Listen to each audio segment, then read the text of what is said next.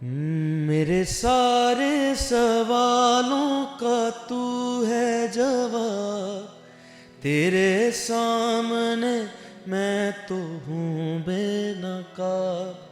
तेरी बख्शिशों के लिए क्या मैं दूँ, तेरी बख्शिशें मुझ पे हैं बेहिसाब।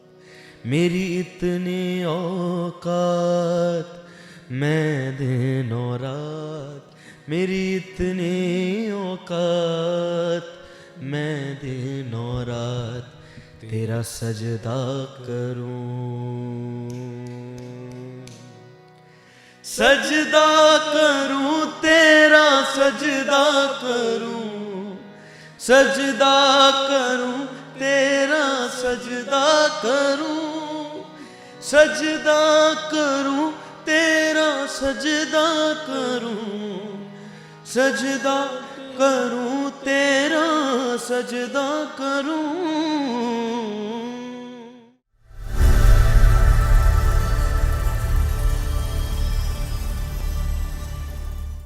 प्रेज़ लॉर्ड, सबको जय मसीह की। आपका स्वागत है डॉक्टर जीसस यूट्यूब चैनल के इस नए पॉडकास्ट में। जिस गेस्ट के साथ आज मैं आपको मिलवाने लाया हूँ वो परमेश्वर की आराधना को पंजाब के एक छोटे से शहर, छोटे से नगर से उठकर पूरे विश्व भर में कर रहे हैं और बच्चों को आराधना करनी सिखा रहे हैं। वीडियो के टाइटल और थंबनेल से आप जान गए हैं कि आज का ये पॉडकास्ट किन के साथ है। आज मेरे साथ बड़ी खास गेस्ट हैं भाई टाइटस भट्टी जी। आपका स्वागत करता हूं doctor ji channel. Thank you so much brother, thank you. और मेरा विश्वास है जो लोग आज के इस पॉडकास्ट को देखेंगे वो परमेश्वर से बड़ी बरकत को हासिल करेंगे। तो भाई मैं चाहता हूं आगे बढ़ने से पहले आप हमारे दर्शकों को ग्रीट जरूर करें। प्रेज द लॉर्ड, सबको जय मसीह की। मेरा ईमान है कि आप सभी लोग बहुत बरकत पाएंगे आज के पॉडकास्ट से। तो टाइटस भाई, सबसे पहले मैं जानना चाहता हूँ, आप एक ऐसी फैमिली को बिलोंग करते हैं जिसमें आपकी फैमिली ने इस भारत को बड़े सारे सेवक दिए हैं, मसीह कम्युनिटी को आराधक दिए हैं, आपके फादर भी आराधना करते हैं। तो आपको बाय बर्थ लगता था कि मैंने आराधना ही करनी है आगे जाके, क्योंकि बड़ा टफ होता है एक पास्टर चाइल्ड हो के इस लेगेसी को फॉलो करना, क्योंकि बड़े सारे हर्डल्स, बड़े सारे चैलेंजेस होते हैं। तो जब आप छोटे थे आपके मन में क्या विचार था आराधना को लेकर स्पेसिफिक? बचपन से ही मेरे को बहुत लगाव था जी, सिंगिंग के साथ। मैं आराधना को सिंगिंग के साथ नहीं जोड़ूंगा क्योंकि सिंगिंग एक छोटा सा पार्ट है आराधना का। जी, वर्शिप एक डिफरेंट चीज़ है और सिंगिंग एक डिफरेंट चीज़ है। जी। तो मेरे को सिंगिंग से लगाव था बचपन से ही। मैं चाहता था कि कुछ मैं करूं इसमें, लेकिन जो स्ट्रगल्स मैं देखता था पास्टर की लाइफ में, मैं उन स्ट्रगल्स को देखकर मेरे को ये नहीं कभी मैंने सोचा था कि मैं मिनिस्ट्री में आऊँगा। जी, मेरे को ये था कि मैं जॉब करूँगा 9 to 5, म्यूज़िक में BA MA PhD करूँगा एंड देन एक किसी कॉलेज में, किसी यूनिवर्सिटी में एक प्रोफेसर लगना है मेरे को। 9 to 5 जॉब करूँगा, अच्छी सैलरी हो, बस यही तक था मेरी सोच। लेकिन मेरी 12th के बाद खुदावंद ने ऐसा रास्ता बनाया, विद इन 1 वीक मैंने यहाँ तक कि पता कर लिया था कि कौन से कॉलेज में मैं जाऊँगा मेरी BA करने के लिए, MA करने के लिए। PhD तक मैंने सोच रखा था, पूरा रोड मैप बना लिया था दिमाग में। लेकिन आफ्टर माई 12th, मेरी 12वीं के बाद विद इन 1 वीक, एक हफ्ते में खुदा ने ऐसा प्लान बनाया कि मैं बाइबल कॉलेज में था। बाइबल कॉलेज में गया, वहाँ पे मन नहीं था पढ़ने का। बाइबल कॉलेज मतलब बाइबल में रहे हैं शुरू से, बाइबल के बारे में सीखा है, तो बहुत बोरिंग स्टफ लगता था मेरे को उधर। लेकिन धीरे धीरे खुदावंद ने गाइड किया, बात करी उधर, एंड एक मौका आया कि खुदावंद ने मेरा रोड मैप चेंज कर दिया उधर से। जी। जो मेरा मिनिस्ट्री को लेकर पर्सपेक्टिव था या सिंगिंग को लेकर या वर्शिप को लेकर पर्सपेक्टिव था, वो खुदा ने बदल दिया। एंड वहाँ से मेरी अभी जो आप टाइटस भट्टी देखते हैं, ये वर्जन की वहाँ से शुरुआत हुई। जी, क्योंकि बड़ा टफ होता है जब आप एक पास्टर चाइल्ड होते हो, तो बड़े सारे लोगों की, आपकी तो खुद की एक्सपेक्टेशंस आपकी फैमिली को लेकर या आपकी कैरियर को लेकर होती हैं, क्योंकि फैमिली की एक्सपेक्टेशंस होती हैं, आपके कैरियर को लेकर एक्सपेक्टेशंस होती हैं, और इससे अधिक लोगों की आपके ऊपर बड़ी एक्सपेक्टेशंस होती हैं कि आप एक पास्टर के चाइल्ड हो तो आपको बेस्ट ही बनना है। तो वो बड़ा टफ रहता है एक पास्टर की, एक सेवक की फैमिली में होते हुए। तो फिर आपको कैसे रियलाइज हुआ? अच्छा, उससे पहले मैं एक चीज़ पूछना चाहता हूँ। आपने स्टार्टिंग में एक चैप्टर छुआ, वर्शिप और सिंगिंग। आपके हिसाब से सिंगिंग और worship they both are different, how? अपनी लाइफ से बोलूँगा मैं मतलब किसी को कॉपी या किसी के ऊपर बात रख के नहीं बोलूँगा। मैं जब गाता था ना, मैं जब बाइबल कॉलेज की ही बात करता हूँ, वहाँ पे मैं गाता था एंड मेरे को सरगम, राग्स, आलाप ये खेलना अच्छा लगता था, ओके। और जब मैं वहाँ पे आराधना लीड करता था ना, तो मैं राग्स, सरगम गाता था, मतलब फुल ऑन परफॉर्मेंस, ओके। मैं यूज़ करूँगा वर्ड परफॉर्मेंस।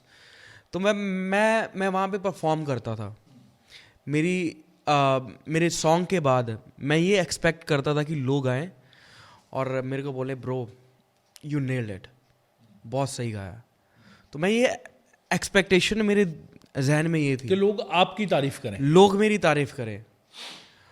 और ऐसा हुआ भी, ओके। ऐसा चलता रहा एंड ऐसा हुआ भी।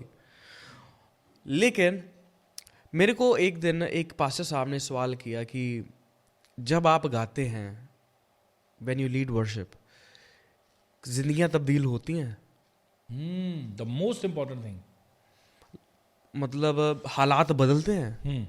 जो आपके सामने कॉन्ग्रीगेशन जिनको आप लीड कर रहे हो, जब आप आराधना में गवाही कर रहे हो, तो जिंदगियां तब्दील हो रही हैं, बीमार चंगे हो रहे हैं या नहीं हो रहे। तो मैंने साइंस एंड वंडर्स के बारे में कभी सोचा ही नहीं था कि सिंगिंग के थ्रू मैं मतलब जब छोटी सी थिन लाइन है, ओके, परफॉर्मेंस और आराधना में, वो लाइन को समझना बहुत ज़रूरी है। उस दिन मैंने मेरे जहन में ये देखा कि यार मेरे को परफॉर्मेंस बंद करनी है और मेरे को अभी जीसस को परफॉर्म करना शुरू करना है। कि यीशु को मैं कैसे प्रेजेंट करूं अपनी आराधना में। इस चीज़ को जब मैं लेकर चला, तब मैंने अपनी आंखों से देखा। तब मैं खुद को परफॉर्म नहीं कर रहा था स्टेज पे। जब स्टेज पे जाता विद प्रेफुल हार्ट, प्रार्थना के साथ मैं आराधना लीड कर रहा हूँ और मैं देख रहा हूँ कि जिंदगियां तब्दील हो रही हैं। जवान आ गया कि रो रहे हैं कि वी वांट टू रिपेंट, हम पश्चाताप करना चाहते हैं। आगे आकर मैंने जिंदगियां तब्दील होते हुए देखी।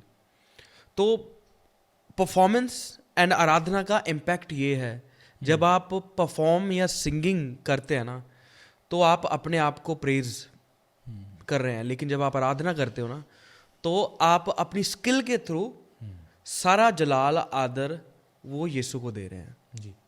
तो आपके हिसाब से आराधना के लिए आपको गाने की या सिंगिंग की जानकारी होना या स्टडी होना ज़रूरी है, या ये मैंडेटरी थिंग नहीं है?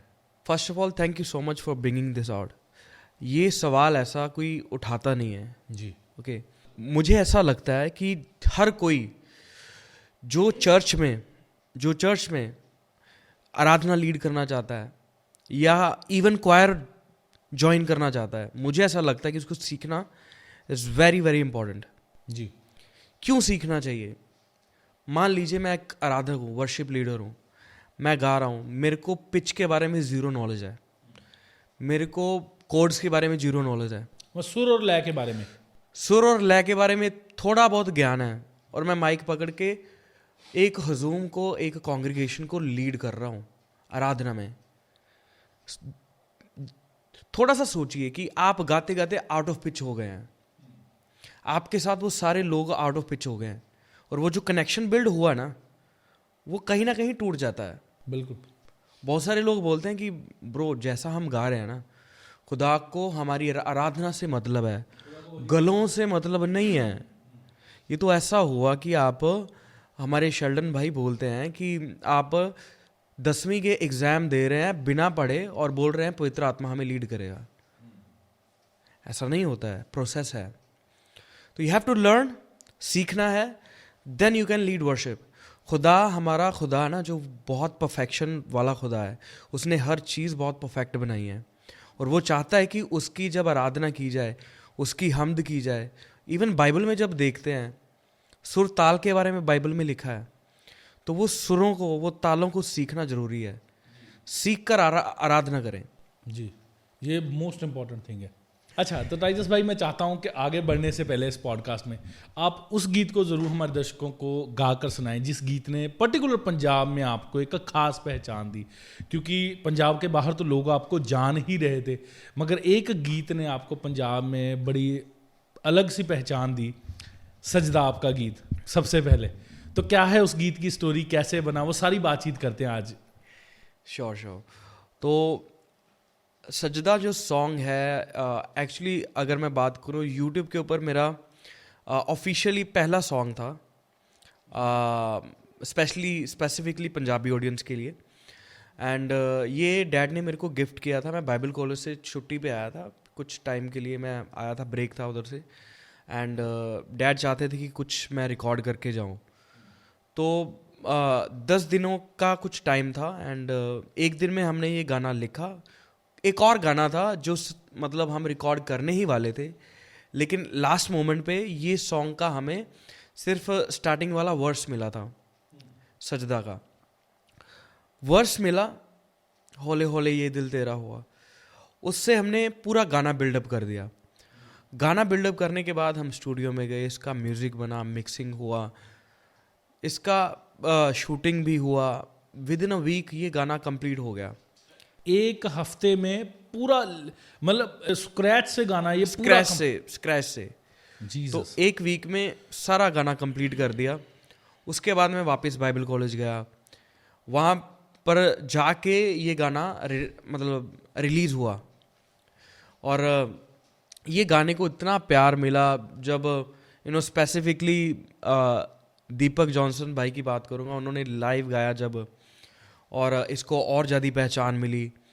फिर जो पंजाब की कुछ मेगा चर्चेज़ हैं, इंक्लूडिंग अपोस्टल अंकोनुलास चर्च, तो जितनी मेगा चर्चेज़ हैं उन सब में ये गीत गाया गया और इसको बहुत प्यार मिला। And I am really grateful to the lord कि खुदावंद ने ये गीत हमें दिया। जी, तो मैं चाहता हूँ आगे बढ़ने से पहले इसको सुनाएं ज़रूर। मेरे सारे सवालों का तू है जवाब, तेरे सामने मैं तो हूँ बेनकाब, तेरी बख्शिशों के लिए क्या मैं दूँ, तेरी बख्शिशें मुझ पे हैं बेहिसाब, मेरी इतनी औकात मैं दिन और रात, मेरी इतनी औकात मैं दिन और रात तेरा सजदा करूं, सजदा करूं तेरा सजदा करूं, सजदा करूं तेरा सजदा करूं, सजदा करूं तेरा सजदा करूं, सजदा करूं तेरा सजदा करूं। आगे भी गाएं भाई। होले होले होले होले ये दिल तेरा हुआ, हाँ होले होले होले होले होले होले होले होले ये दिल तेरा हुआ, नैनन में बस गया तू रैन सवेरा हुआ, नैनन में बस गया तू रैन सवेरा हुआ, ये तेरा मेरा बंधन टूटे ना, साथ तेरा कभी छूटे ना, ये तेरा मेरा बंधन टूटे ना, साथ तेरा कभी छूटे ना, साथ तेरा कभी छूटे ना, सजदा करूं तेरा सजदा करूं, सजदा करूं तेरा सजदा करूं, सजदा करूं तेरा सजदा करूं तेरा सजदा करूं। क्या बात है, जबरदस्त। टाइटस भाई, ये खुदा ने आपको बड़ा जबरदस्त सॉन्ग दिया। इसकी कंपोजिशन किसने की है? इसकी कंपोजिशन ब्रदर आर.के. मेहरम ने और मेरे डैड ने, पास्टर यूहन्ना भट्टी जी ने और मैंने, हम तीनों ने बैठकर की है। क्योंकि ये बड़ी डिफिकल्ट सी कंपोजिशन है, उसमें अप सुर भी बड़ा है और डाउन भी है ना, मतलब और एक इसमें चेंज होता है होले होले, मतलब एक मतलब बड़ा बड़ा कुछ है, वर्सेटाइल सा सॉन्ग है ये ना। तो ये कैसी चीज़ें हैपन हुई और कैसे ये सारा हुआ, इसके बारे में कुछ आप ज़रूर शॉर्ट में बताएं। एक्चुअली इसके पीछे ना एक मेरी मेंटालिटी ये थी कि गाना ऐसा हो, क्योंकि मैं ना ऑलरेडी इंडिया के बाहर का म्यूज़िक सुन रहा था बहुत उन दिनों में, और तब Indian pop and indie music का मतलब शुरुआत हो रही थी। ओके, तो वो शुरुआती म्यूज़िक था ना जो इंडिया के पंजाब से बाहर का, वो मैंने बहुत सुना। और उसमें ना कुछ गॉस्पल सीन में ऐसा हो रहा था कि they were not using word, I would not say word, but I would say name Jesus in the song. Okay, वो यीशु का नाम गाने में नहीं ले रहे थे, लेकिन they were talking about Jesus. वो पूरा गाना यीशु के बारे में था, लेकिन वो यीशु का नाम उसमें नहीं ले रहे थे। इनडायरेक्टली वो गॉस्पल शेयर कर रहे थे गानों में, सेकुलर वर्ल्ड में भी, सेकुलर वर्ल्ड में भी। और उनकी कुछ स्टोरीज मैंने आपको लास्ट टाइम बताई होगी अमृतसर में। तो मेरे दिमाग में ना जहन में वो चीज़ थी कि कुछ ऐसे वर्ड्स मैं इसमें डालूं कि जिससे ना हर कोई रिलेट करे। हौले हौले ये दिल तेरा हुआ, ओके, नैनन में बस गया तो एक लवर बात कर रहा है, लेकिन ये लवर यीशु वाला लवर है, मैं यीशु के बारे में बात कर रहा हूँ। तो मेरे को इसके पीछे मेंटालिटी ये थी, पर्सपेक्टिव ये था कि इससे यूथ ज़्यादा कनेक्ट कर पाए, और वो हुआ भी। और मतलब ये सॉन्ग बहुत प्रेयरफुली हमने किया था। इस गाने के पीछे बहुत मेहनत भी हुई थी। तो जाहिर है ना, आप जैसे बोलते हैं कि खुदा में की हुई मेहनत रंग लाती है, तो वो मेहनत रंग लाई। इस गाने को बहुत प्यार मिला या तो बड़ा लोगों ने अभी रिसेंटली मैं सुन रहा था, भाई पीटर गा रहे थे इस सॉन्ग को तो खामरा चर्च के पुलपेट पे, तो बड़ा ही मैंने भाई इमैनुअल डीन से बड़ी बारी ये सॉन्ग मैंने सुना। तो जब भी वो आते थे हमारे घर तो हम वर्शिप करते थे इस सॉन्ग पे, तो बड़ा ही उनको भी बड़ा पसंद है ये सॉन्ग और मेरे को भी बड़ा पसंद है। हम ऊँची ऊँची गाते थे, मतलब ये सॉन्ग है ही ऐसा, खुदा का मसा उतरता है। क्योंकि जैसे आप बता रहे हैं कि पास्टर जी ने आपके साथ, आपके फादर है ना पास्टर यूहन्ना भट्टी जी ने, है ना, और आर.के. मेहरम साहब और आपने, मतलब जब इतने प्रेयरफुल बंदे है ना, खुदा के दास मिलके एक गीत को बनाते हैं तो परमेश्वर को मसा तो ठहरता है उस चीज़ पे। और खुदावंद ने वो किया भी, और जो आप करना चाहते थे यूथ के लिए वो हुआ भी। अभी आज की डेट में आप क्रिश्चियन म्यूज़िक इंडस्ट्री में इंडियन म्यूज़िक को रिप्रेजेंट कर रहे हैं, if I am not wrong. तो क्या आप विजन लेके चलते हैं इन फ्यूचर कि क्या करना चाहते हैं आप? अभी के लिए एक्चुअली मेरा विजन ये है कि इंडियन क्लासिकल म्यूज़िक है जो जी स्पेसिफिकली, मैं अभी एक अपना ग्लोबल विजन शेयर कर रहा हूँ जी, लेकिन पंजाब के लिए I have separate vision. It's a part of that, same चीज़ है लेकिन पंजाब के लिए थोड़ा डिफरेंट है। लेकिन अभी मैं आपको एक ग्लोबल इमेज दिखाना चाहता हूँ कि इंडियन क्लासिकल म्यूज़िक के बारे में ना बहुत से लोगों के दिमाग में मिथ है। वो एक पर्टिकुलर रिलीजन से बिलोंग करता है, राइट? तो उसके रूट्स को कहीं ना कहीं कनेक्ट कर देते हैं, रिलीजियसली लोग करते हैं। हाँ, कि हमारे सारेगामापा को कहीं जोड़ दिया, जी, राग्स को कहीं जोड़ दिया, अलाप्स को कहीं जोड़ दिया। एंड इवन आर क्रिश्चियंस भी इस चीज़ का शिकार हो रहे हैं। बहुत सारे मेरे ऐसे स्टूडेंट्स हैं,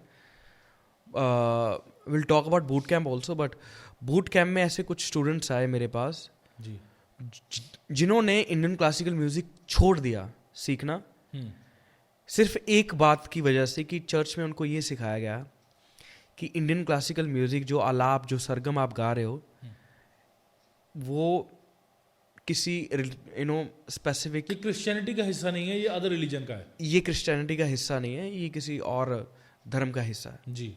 ठीक है, तो वो चीज़ें मेरे को कहीं ना कहीं गलत लगी।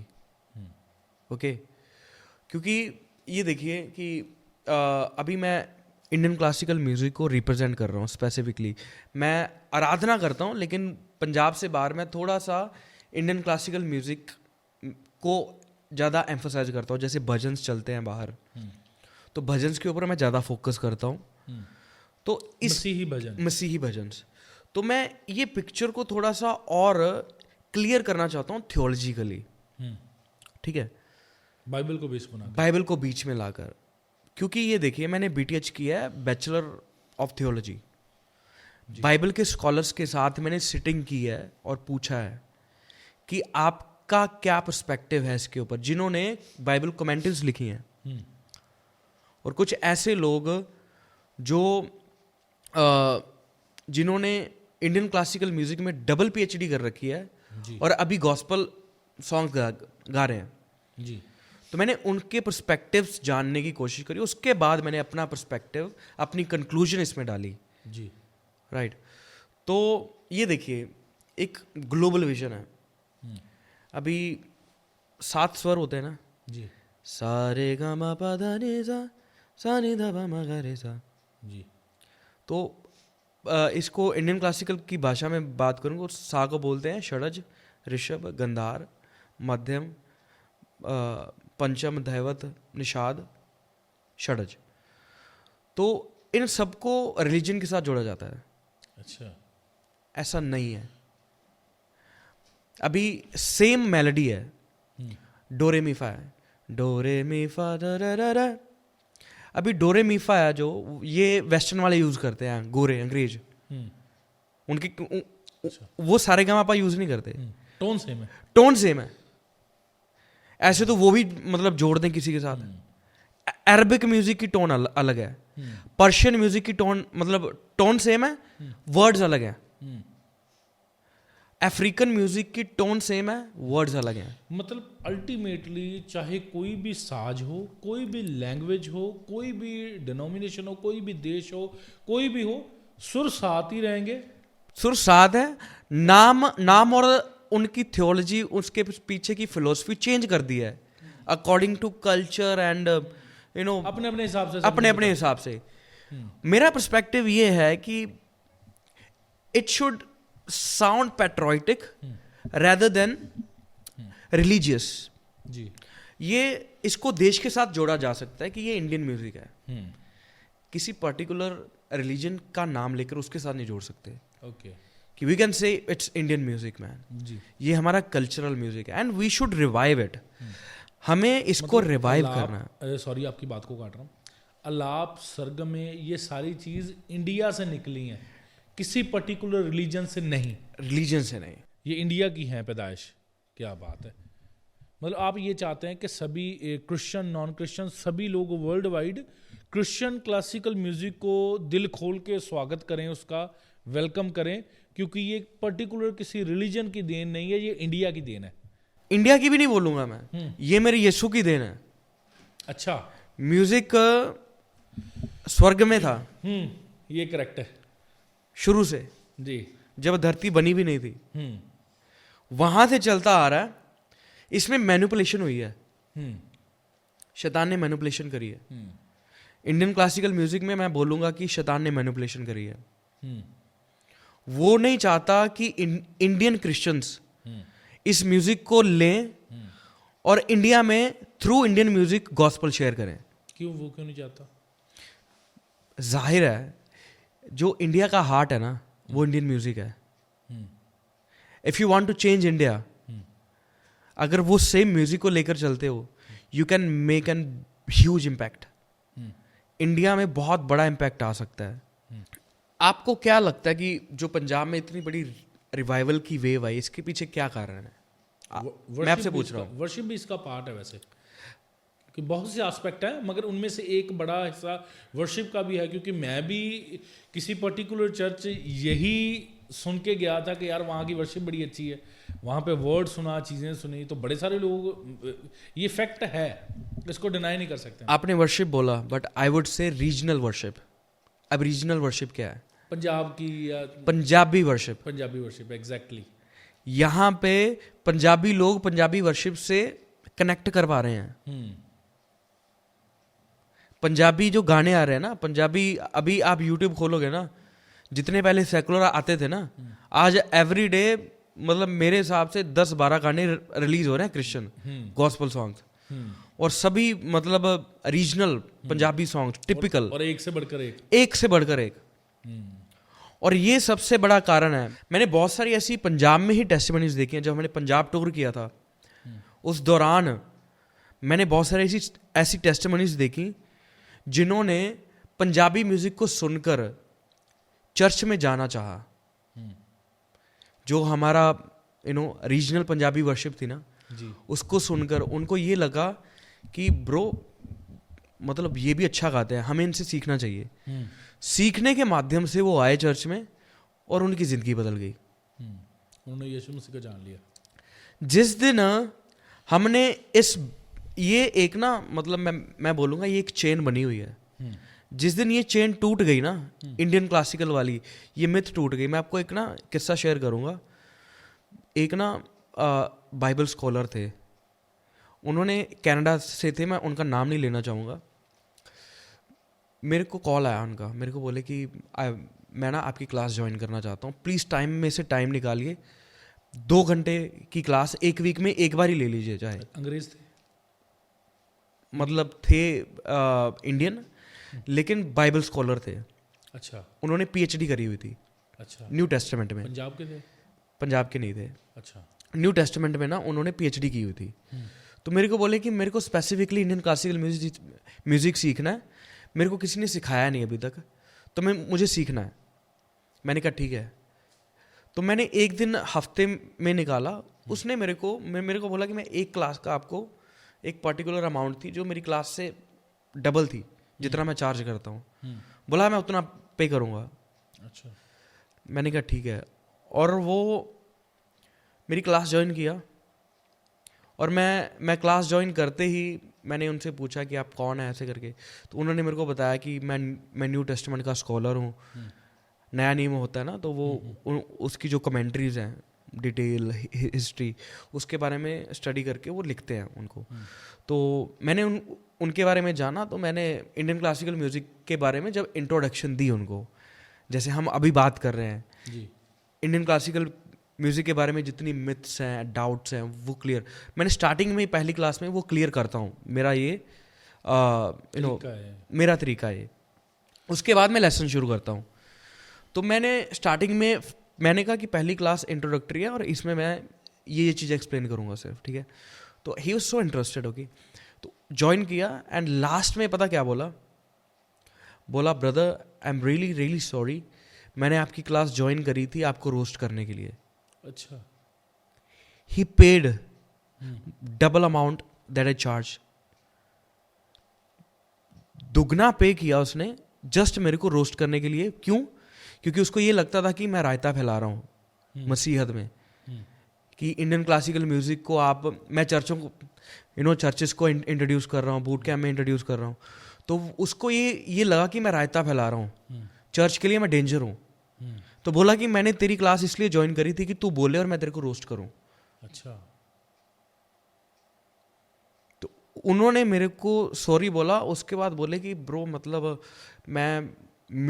म्यूजिक मेरा पार्ट नहीं है, मैंने सिर्फ ये ज्वाइन इसलिए करी थी रोस्ट करने के लिए, लेकिन माई डाउट्स आर क्लियर, पर मेरी बेटी आपसे सीखेगी जरूर। क्या बात है। तो कहीं ना कहीं हमें इंडिया का हार्ट जो है ना, इंडियन क्लासिकल म्यूजिक है, रिवाइव करना है, उसको छीनना है। खुद मैनिपुलेट करो। मैं सा को सेलिब्रेशन बोलता हूँ, रे को रेजरेक्शन बोलता हूँ। शैतान ने मैनिपुलेट किया, मैं तेरे से ज्यादा मैनिपुलेटर हूँ। मेरे बाप मैनिपुलेट करेंगे। हाँ, मेरे बाप का म्यूजिक है, तेरे बाप का नहीं है। हाँ, उसका पिता नहीं है वो। Yeah you know what I mean, right जी। तो या तो मेरा विजन ये है जी कि मैं इंडियन क्लासिकल म्यूजिक को हर चर्च तक पहुंचाना चाहता हूँ कि ये इट शुड साउंड पैट्रियोटिक, ये हमारे इंडिया का हार्ट है और हमें इंडियन क्लासिकल म्यूजिक को ही लेकर गाना चाहिए। जी कुछ भी गा रहे हैं, आपने एक नाम यीशु गाया, अभी वो अंग्रेजों ने ट्रांसलेट किया, अलाप थे उसमें, मतलब सरगम थी, एक नाम प्रॉपर क्लासिकल था, अंग्रेजों ने ट्रांसलेट करके अंग्रेजी में गा दिया उसको, ग्रैमी अवार्ड के लिए नॉमिनेट हो गया, डोव अवार्ड के लिए नॉमिनेट हो गया, तो था तो इंडिया का हार्ट ना। जी मैं आपको एक जो दर्शक सुन रहे हैं जिनको नहीं बात ये पता बताना चाहता हूँ, क्योंकि मेरा भी अभी सिलेबस रिवाइज हो रहा है काफ़ी चीज़ें इनसे जान के। ये जो सॉन्ग भाई बता रहे हैं एक नाम, ये सॉन्ग टिपिकल हिंदी सॉन्ग था, भाई और पूरी जागो की टीम ने गाया था if I am not wrong. तो उस म्यूज़िक को किसी ब्रिटिश बंदे ने या किसी अंग्रेज़ ने जो पंजाब के जो इंडिया के बाहर के थे उन्होंने सुना, वो सॉन्ग उनको इतना अच्छा लगा, उन्होंने ट्रांसलेशन उसकी करवाई और बाद में उसको गाया और वो गाना इतना फेमस हुआ कि वो ग्रैमी अवार्ड के लिए नॉमिनेट हुआ। मतलब एक क्रिश्चियन सॉन्ग की नॉमिनेशन ही जानी वहाँ पे बहुत बड़ी बात है। तो ये बड़ी क्रिश्चियन कम्युनिटी के लिए भी ये बड़े गर्व की बात है कि एक क्रिश्चियन सॉन्ग ग्रैमी अवार्ड के लिए गया जो इंडिया से उत्पन्न हुआ, जो इंडिया की कोख से निकला और इतना बढ़ गया। परमेश्वर बड़े ही ऐसे अद्भुत काम कर रहे हैं। अच्छा एक और चीज़, मैं आपने एक चैप्टर शुरू किया, म्यूज़िक तेरे बाप का नहीं है मेरे बाप का, क्या आज की डेट में डीमंस को लोगों की लाइफ में प्लांट किया जा रहा है म्यूज़िक के ज़रिए? यस, किया जा रहा है। हाउ? आजकल सोशल मीडिया का ज़माना है जी, जाहिर है शैतान भी अपडेटेड है। ओके, पहले वो सिरों पे आके घूमता था, अब वो थोड़ा सा ट्रेंड उसने उधर कम कर दिया है, अभी वो फोन्स में आता है। ठीक है, फोन्स में आके वो पूरी फुल टू यूज़ कर रहा है, फुल टेक्नोलॉजी यूज़ कर रहा है। तो मेरे जो मेंटर है ना, वो हमेशा मेरे को ये बताते हैं कि शैतान को कंफ्यूज रखो, आपका नेक्स्ट मूव उसको पता ना हो, कि आप इतनी मैनिपुलेशन कर दो चीज़ों में कि आपका नेक्स्ट मूव शैतान को पता ना हो, ताकि वो उससे पहले मैनिपुलेट करे। अभी रील्स देखते हैं जी, रील्स में फुल ऑन आपको पता है कि फेमस होने के लिए लोग क्या क्या कर रहे हैं। वल्गैरिटी फैल रही है, कपड़े उतारने को लोग तैयार हैं, कपड़े उतारने को लोग तैयार हैं। और खुल के अगर मैं बात करूं तो लोग थ्रू रील्स आज पॉर्न की तरफ लीड हो रहे हैं। Exactly, through reels, through music. शरेआम आजकल तो एड्स आ रही हैं, एड्स आ आपका रही चाहे कोई लेना देना है नहीं है, वो आपको एड्स आएंगी, आप वीडियो चैट कर लो, ये कर लो, वो कर लो, बड़ी सारी चीजें चल रही हैं आज की डेट में। मगर मैं चाहता हूँ आप म्यूजिक के बारे में थोड़ा डिटेल में बताएं, क्योंकि लोग समझ पाएंगे ये बड़ा ब्रॉड विषय है और मोस्ट इंपॉर्टेंट भी है। और स्पेसिफिकली म्यूजिक की बात करूं, म्यूजिक में जो लिरिक्स है ना जी, ये दोनों चीज़ें ना बहुत एक किसी गाना, हमने कोई गाना बनाना है, इसको ब्रेक डाउन करते हैं। ओके, कोई गाना बनाना है, लिरिक्स एंड कंपोजिशन, ये दोनों चीज़ें ना पिलर होती हैं एक गाने का। लिरिक्स है जो, अभी लिरिक्स में क्या चल रहा है, ताड़ फाड़, मारना कुटना, ड्रग्स, ठीक है, पटोला, लड़कियां, ये सब दिखाया जा रहा है। अभी एक लेटेस्ट मैंने ना, मतलब ऐसे अभी सोशल मीडिया पे चल रहा था, एक पंजाबी रैपर हैं, बहुत तगड़े, बहुत नाम है उनका, उन्हें एक गाना बनाया जिसमें गाली यूज करके मिलियनेयर बोल दिया उसने, और अपनी माँ को निकाल दी गाली, अपनी माँ को गाली निकाल के। और मैं ये देख रहा हूँ कि ये क्या हो रहा है, ये शैतानी तो क्या है। अभी जो सुन रहा है ना, लोग स्पेल कर रहे हैं उसको, लोग स्पेल कर रहे हैं, लोग उसको प्रोनाउंस करके ना, मतलब खुद को मिलियनर बोल रहे हैं। मतलब किसी को नहीं पता है, कईयों को पता भी होगा लेकिन वो फिर भी बोल रहे हैं, लेकिन कईयों को नहीं पता। This is how demons are, जहनों में, सोचों में इम्प्लांट हो रहा है धीरे धीरे, एंड वहां से वो लीड करते हैं किसी और डायरेक्शन में।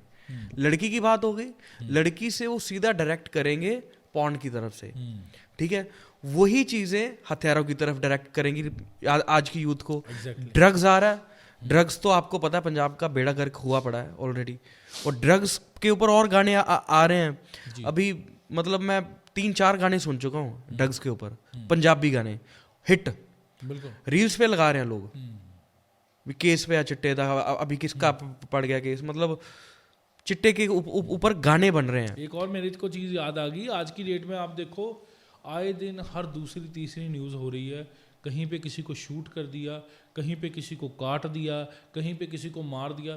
और आप एज वेल एज गाने सुनो तो गाने भी यही चल रहे हैं कि ठोक देंगे, ये कर देंगे, वो कर देंगे, तो लोग उसी से ही उसी स्पिरिट से पोजेस हो रहे हैं। मैं ना एक इंडियन साइकोलॉजी किताब पढ़ रहा था कि इंडियन लोगों की मेंटेलिटी, इंडियन लोग हैं ना, इंडियन लोग बहुत इमोशनल हैं, ओके। और म्यूजिक है ना, music is also all about emotions.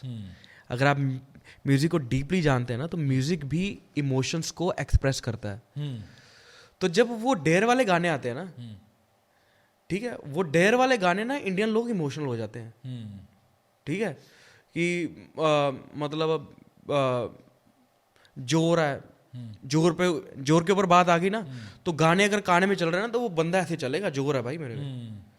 अगर पिस्टल की बात हो रही है ना, कि फायर कर दा, तो अगर उसके पास पिस्टल है तो वो गाना लगा के फायर करेगा। बिल्कुल। इंडियंस की मेंटालिटी, मतलब वही इमोशंस आप सही जगह पे भी यूज कर सकते हैं। अगर वो चीज सेम ब्रेवरी के ऊपर हो, देशभक्ति के ऊपर हो, या रिलीजियस हो, तो वो सही तरीके से, या एथिकल हो, एथिकल कुछ भी मुद्दे हैं उसके ऊपर हो, तो वो सही जगह पे लीड कर सकता है म्यूजिक हमें जी। तो मैं साइकोलॉजी के बारे में इसलिए बात कर रहा हूँ क्योंकि इंडियन साइकोलॉजी के बारे में ऐसा लिखा है, ऐसा स्कॉलर्स का मानना है। और ये रियलिटी भी है। होता क्या है बहुत दफ़ा ना बच्चे क्या आते हैं, थोड़े से किसी बात पे इमोशनल हो गए, वो गाना लगा लिया तुम बदली 100 बार, है ना, समथिंग ऐसे होते हैं। तो जिसकी गर्लफ्रेंड नहीं है वो भी उसमें वो भी जाता है यार, वो भी घूम जाता है, क्या हो गया मेरे साथ, है ना। मतलब ऐसे कोई इमोशनल सॉन्ग्स हैं, सैड सॉन्ग्स हैं, डीमंस को इतने ज़बरदस्त तरीके से वो लोगों की लाइफ में प्लांट करते हैं कि बंदा निकल ही नहीं पाता उस चीज़ से। वो डीप सौरों में, डीप दुख में घुसता ही रहता है, और बंदे को खुद नहीं पता चल रहा वो उस बच्चा स्कूल में परेशान क्यों है कुछ भी नहीं उसकी लाइफ में, सिर्फ वो गाने जो उसने अपनी लाइफ में बो दिए हैं। मैं एक किस्सा आपके साथ शेयर करता हूँ। हम ना कहीं फेयर पे घूमने गए, तो वहाँ पे ना एक गाना बड़ा लाउड चल रहा था, पंजाबी किसी सिंगर का गाना था। तो मेरे ख्याल से मैंने 2 या 3 मिनट के लिए वो गाना सुना होगा, क्योंकि जब आप किसी पब्लिक प्लेस पे जाते हैं तो आप म्यूज़िक को बंद नहीं कर सकते हैं ना। तो मैंने 2 या 3 मिनट के लिए सुना, वो मेरी स्पिरिट में ऐसा उतर गया सॉन्ग भाई, मेरे को नेक्स्ट डे से मैं 2-3 दिन सेम गाना मेरे दिमाग में घूमता रहा, और मेरे को होता रहा कि मैं सर्च करके पहले उस गाने को सुनूं। सीरियस बात बता रहा हूँ कि मैं सर्च करके सुनूं मेरे को। तो मैंने स्पॉटिफाई भी डाउनलोड कर लिया उस गाने को सुनने के लिए। फिर एकदम परमेश्वर की आत्मा ने मेरे को छुआ, मैंने 1-2 वर्शिप सॉन्ग सुने, मैंने डांटा उस स्पिरिट को कि नहीं ये मेरी लाइफ का पार्ट नहीं है, ये जो चीज़ें चल रही हैं, है ना। मैं गाना बताऊंगा, लोगों को सिंगर का पता चल जाएगा। मतलब उन्होंने अपने म्यूज़िक के ज़रिए लोगों की लाइफ में ऐसी चीज़ें प्लांट कर दी कि लोगों को समझ ही नहीं आ रहा कि हो क्या रहा है।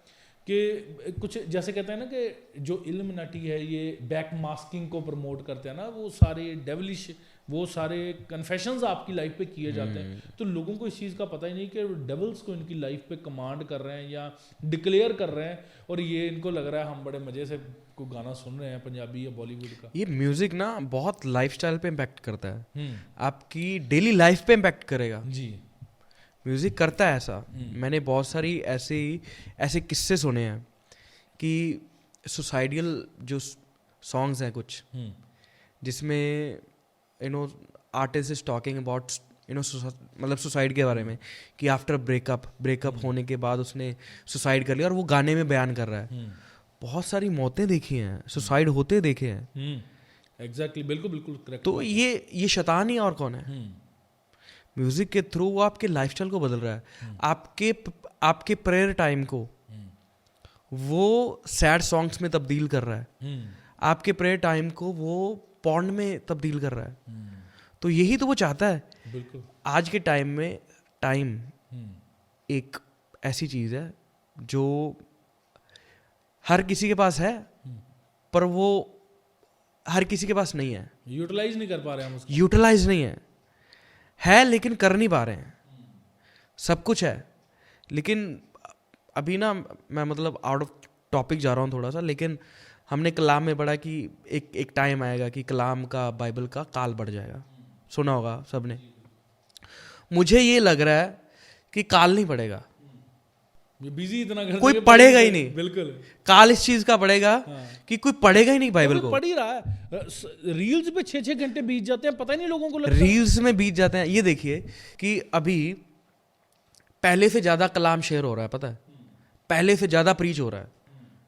जितना पहले होता था ना, उससे कहीं ज्यादा अभी हो रहा है प्रीच। अभी और होगा, अभी और सेवक उठ रहे हैं, और लोग उठ रहे हैं, और खुदा के दास सेवा में जा रहे हैं, नए लोगों को बचा रहे हैं। लेकिन काल किस चीज का पड़ेगा? वो आपके अंदर पड़ेगा। टाइम नहीं होगा, प्यास बुझ जाएगी खुदा से बात करने की। आपके स्पेसिफिकली बात करूं, आपके प्रेयर टाइम को वो गिल्ट में बदलेगा। You know how? You will fall into sin. आप पाप में गिर गए, आप गिल्ट में हो, और आपको ये लगेगा कि यार मैं गिल्ट में हूं। आपके अंदर वो होगा कि नहीं यार, मैं अभी दुआ नहीं कर सकता, मैं पापी हूं, गिल्ट में। अगर आप वो टाइम खुदा को दे पा रहे हो ना, तब भी आप एक सेफ जोन में हो। आपने पाप हो गया, गिल्ट में हो ना, वो टाइम खुदा को दे दो। वो गिल्ट वाला टाइम, मतलब जिस टाइम बैठ के आपने ऐसे करना ना, वो टाइम दुआ कर लो। पॉर्न देख लिया ना, लीव। वो टाइम दुआ में आ जाओ दोबारा। खुदा आपको खींचेगा और बाहर निकाल देगा, और उधर से ट्रांसफॉर्मेशन होगी। बिल्कुल। और खुदा से हिया मांगे कि परमेश्वर मैं दोबारा पाप ना करूं। तो बाइबल में लिखा है, राजा दाऊद वो कहता है परमेश्वर मुझे ढिठाई के पाप से छुड़ा। मतलब ये जो ढीठनेस का पाप है ना, मतलब हम ढीठ हो जाते हैं कि एक सिन अटेम्प्ट किया, माफ़ी मांगी, फिर अटेम्प्ट किया, फिर माफ़ी मांगी, फिर अटेम्प्ट किया। ये एक ढीठनेस जो है ना हमारे में, स्टबन बोलते हैं इसको, है ना, स्टबननेस जो है, मतलब ढीठ हो गए हम एक पाप को बार बार करके, बार बार माफ़ी मांग के। तो परमेश्वर से हिया मांगना चाहिए, क्योंकि एक टाइम पे मेरी भी लाइफ में कुछ ऐसे पाप थे जिनको सेम टाइम अटैम्प्ट करते, ओ यार नहीं, परमेश्वर से माफ़ी मांगी, फिर सेम नेक्स्ट डे, है ना। तो परमेश्वर से जब मैंने उस चीज़ की माफ़ी मांगी, परमेश्वर मैं ढिठाई के पाप में नहीं जाना चाहता, मैं इससे आज़ाद होना चाहता हूँ। तो परमेश्वर ने हिया भी दिया और आज़ाद भी किया। वो परमेश्वर बड़ा महान है। यू नो समटाइम्स ऐसा होता है कि कुछ चीज़ें ना, कुछ पाप ऐसे होते हैं जो हमें पाप नहीं लगते पहले, लेकिन वो पाप करते हैं, बाद में हमें पाप करने के बाद पता पड़ता है कि यार ये पाप है। ठीक है, वापस आए, फिर वो किया, वो हमारा लाइफस्टाइल बन जाता है, हैबिट बन गई। अभी वो लाइफस्टाइल को, हैबिट को बदलना, एडिक्शन को बदलना बहुत मुश्किल है। So you need to take some bold steps. यहाँ पे कुछ ऐसे स्टेप्स लेने हैं यहाँ पे जो आपको उस चीज़ से प्रिवेंट कर सकें, दूर रख सकें।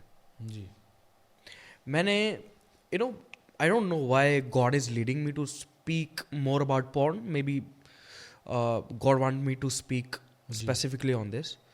मैंने एक आर्टिकल लिखा था पोर्नोग्राफी के ऊपर। अच्छा, गूगल पे आपको मिल जाएगा। मैंने इसके ऊपर एक आर्टिकल लिखा था, स्टडी की थी मैंने कि रिलीजन्स इसके ऊपर क्या बात कर रहे हैं, और सोशली इसके ऊपर क्या बात होती है। सोसाइटी ने तो इससे हाथ उठा लिया, वो कहते करो कुछ भी। तो इसके कॉज क्या होते हैं, क्यों होता है, या इसके प्रिवेंशंस क्या हैं, बचा कैसे जा सकता है, बचा कैसे जा सकता है। तो इसके ऊपर बहुत डीप स्टडी करी। अगर आपको इफ़ यू फीलिंग लाइक कि you are stuck into that, अगर आपको ऐसा लगता है कि आप फंसे हुए हैं किसी हैबिट में, ऐसी हैबिट में, तो प्लीज़ जाएं और मेरा आर्टिकल रीड करें। गूगल पे आप सर्च करना, टाइटस भट्टी BLOGS ब्लॉग्स सर्च करना आपको, ठीक है। तो आपको बड़ी आसानी से ऊपर ही वो आर्टिकल मिल जाएगा। उसके ऊपर मैंने डीप रिसर्च की हुई है। मैंने इसके ऊपर रिलीजन के ऊपर बात करी हुई कि जितने भी मेजर इंडियन धर्म है वो क्या बात करते हैं इसके ऊपर, एंड सोशली क्या इसका सोशली क्या है इसका कंक्लूजन, और मेरा पर्सनल ओपिनियन इसके ऊपर क्या है। वो सारी बातें उस आर्टिकल में डिस्कस की हुई हैं। Go and check it out, okay. तो ये ब्लॉग जो है ये इंग्लिश में होने वाला है या हिंदी में? ये एक्चुअली आर्टिकल लिखा हुआ इंग्लिश में है सारा। तो फिर तो दिक्कत हो जाएगी मेरे जैसों को पढ़ने में। तो एक काम करूँगा मैं उसको हिंदी में या पंजाबी में उसको ट्रांसलेट करके उसका एक PDF फाइल बना के उसका लिंक। अच्छा, क्या है वैसे थोड़ा शॉर्ट में आप बता सकते हैं? उसके बीच में हमने ना डीप रिसर्च किया। एक्चुअली हमने उसके बाद आर्टिकल इसलिए लिखा था, हमें असाइनमेंट मिला था कि जो पॉर्न एडिक्शन है क्यों होती है। पॉर्न जो लोग नहीं समझते, जो लोग गलत फिल्मों को, गलत फोटोज़ को जो कि सेक्सुअली होती हैं उनको देखते हैं, उसको आसान शब्दों में समझने के लिए एक वर्ड टिपिकल दे दिया जिसको पॉर्न बोलते हैं।